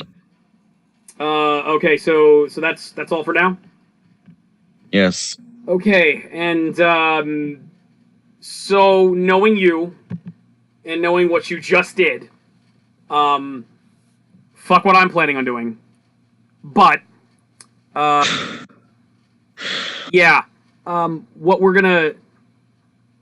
What the module tells me I'm supposed to do at this point in time is you run another adventure in between other stuff that happens. Of course, it's you, and you're like, fuck that, I'm skipping ahead. You're the asshole who, like, reads the end of the book before, you go ahead and read the last pages of the book before actually enjoying it, because, you're a dick. You're a dick. It's probably that name of yours, Auxentius. You have that gay name. That's probably the... So yes. But tune in next time to the Metal Chronicles Apocalypse. Will Flutterbudgets get the stone bat? What really has happened? And is it too late to fix and save the day? Or is it still possible to set things right where once they went wrong? I am the Dread Pirate signing off. And Flutterbudgets, thank you. Auxentius, thank you for joining me today. And this is Auxentius. Glad to have joined you for another beautiful session. Beautiful session. And so we'll talk a little offline, see what your plans are, and we'll join us again next week for more fun. Farewell, everybody, and happy gaming.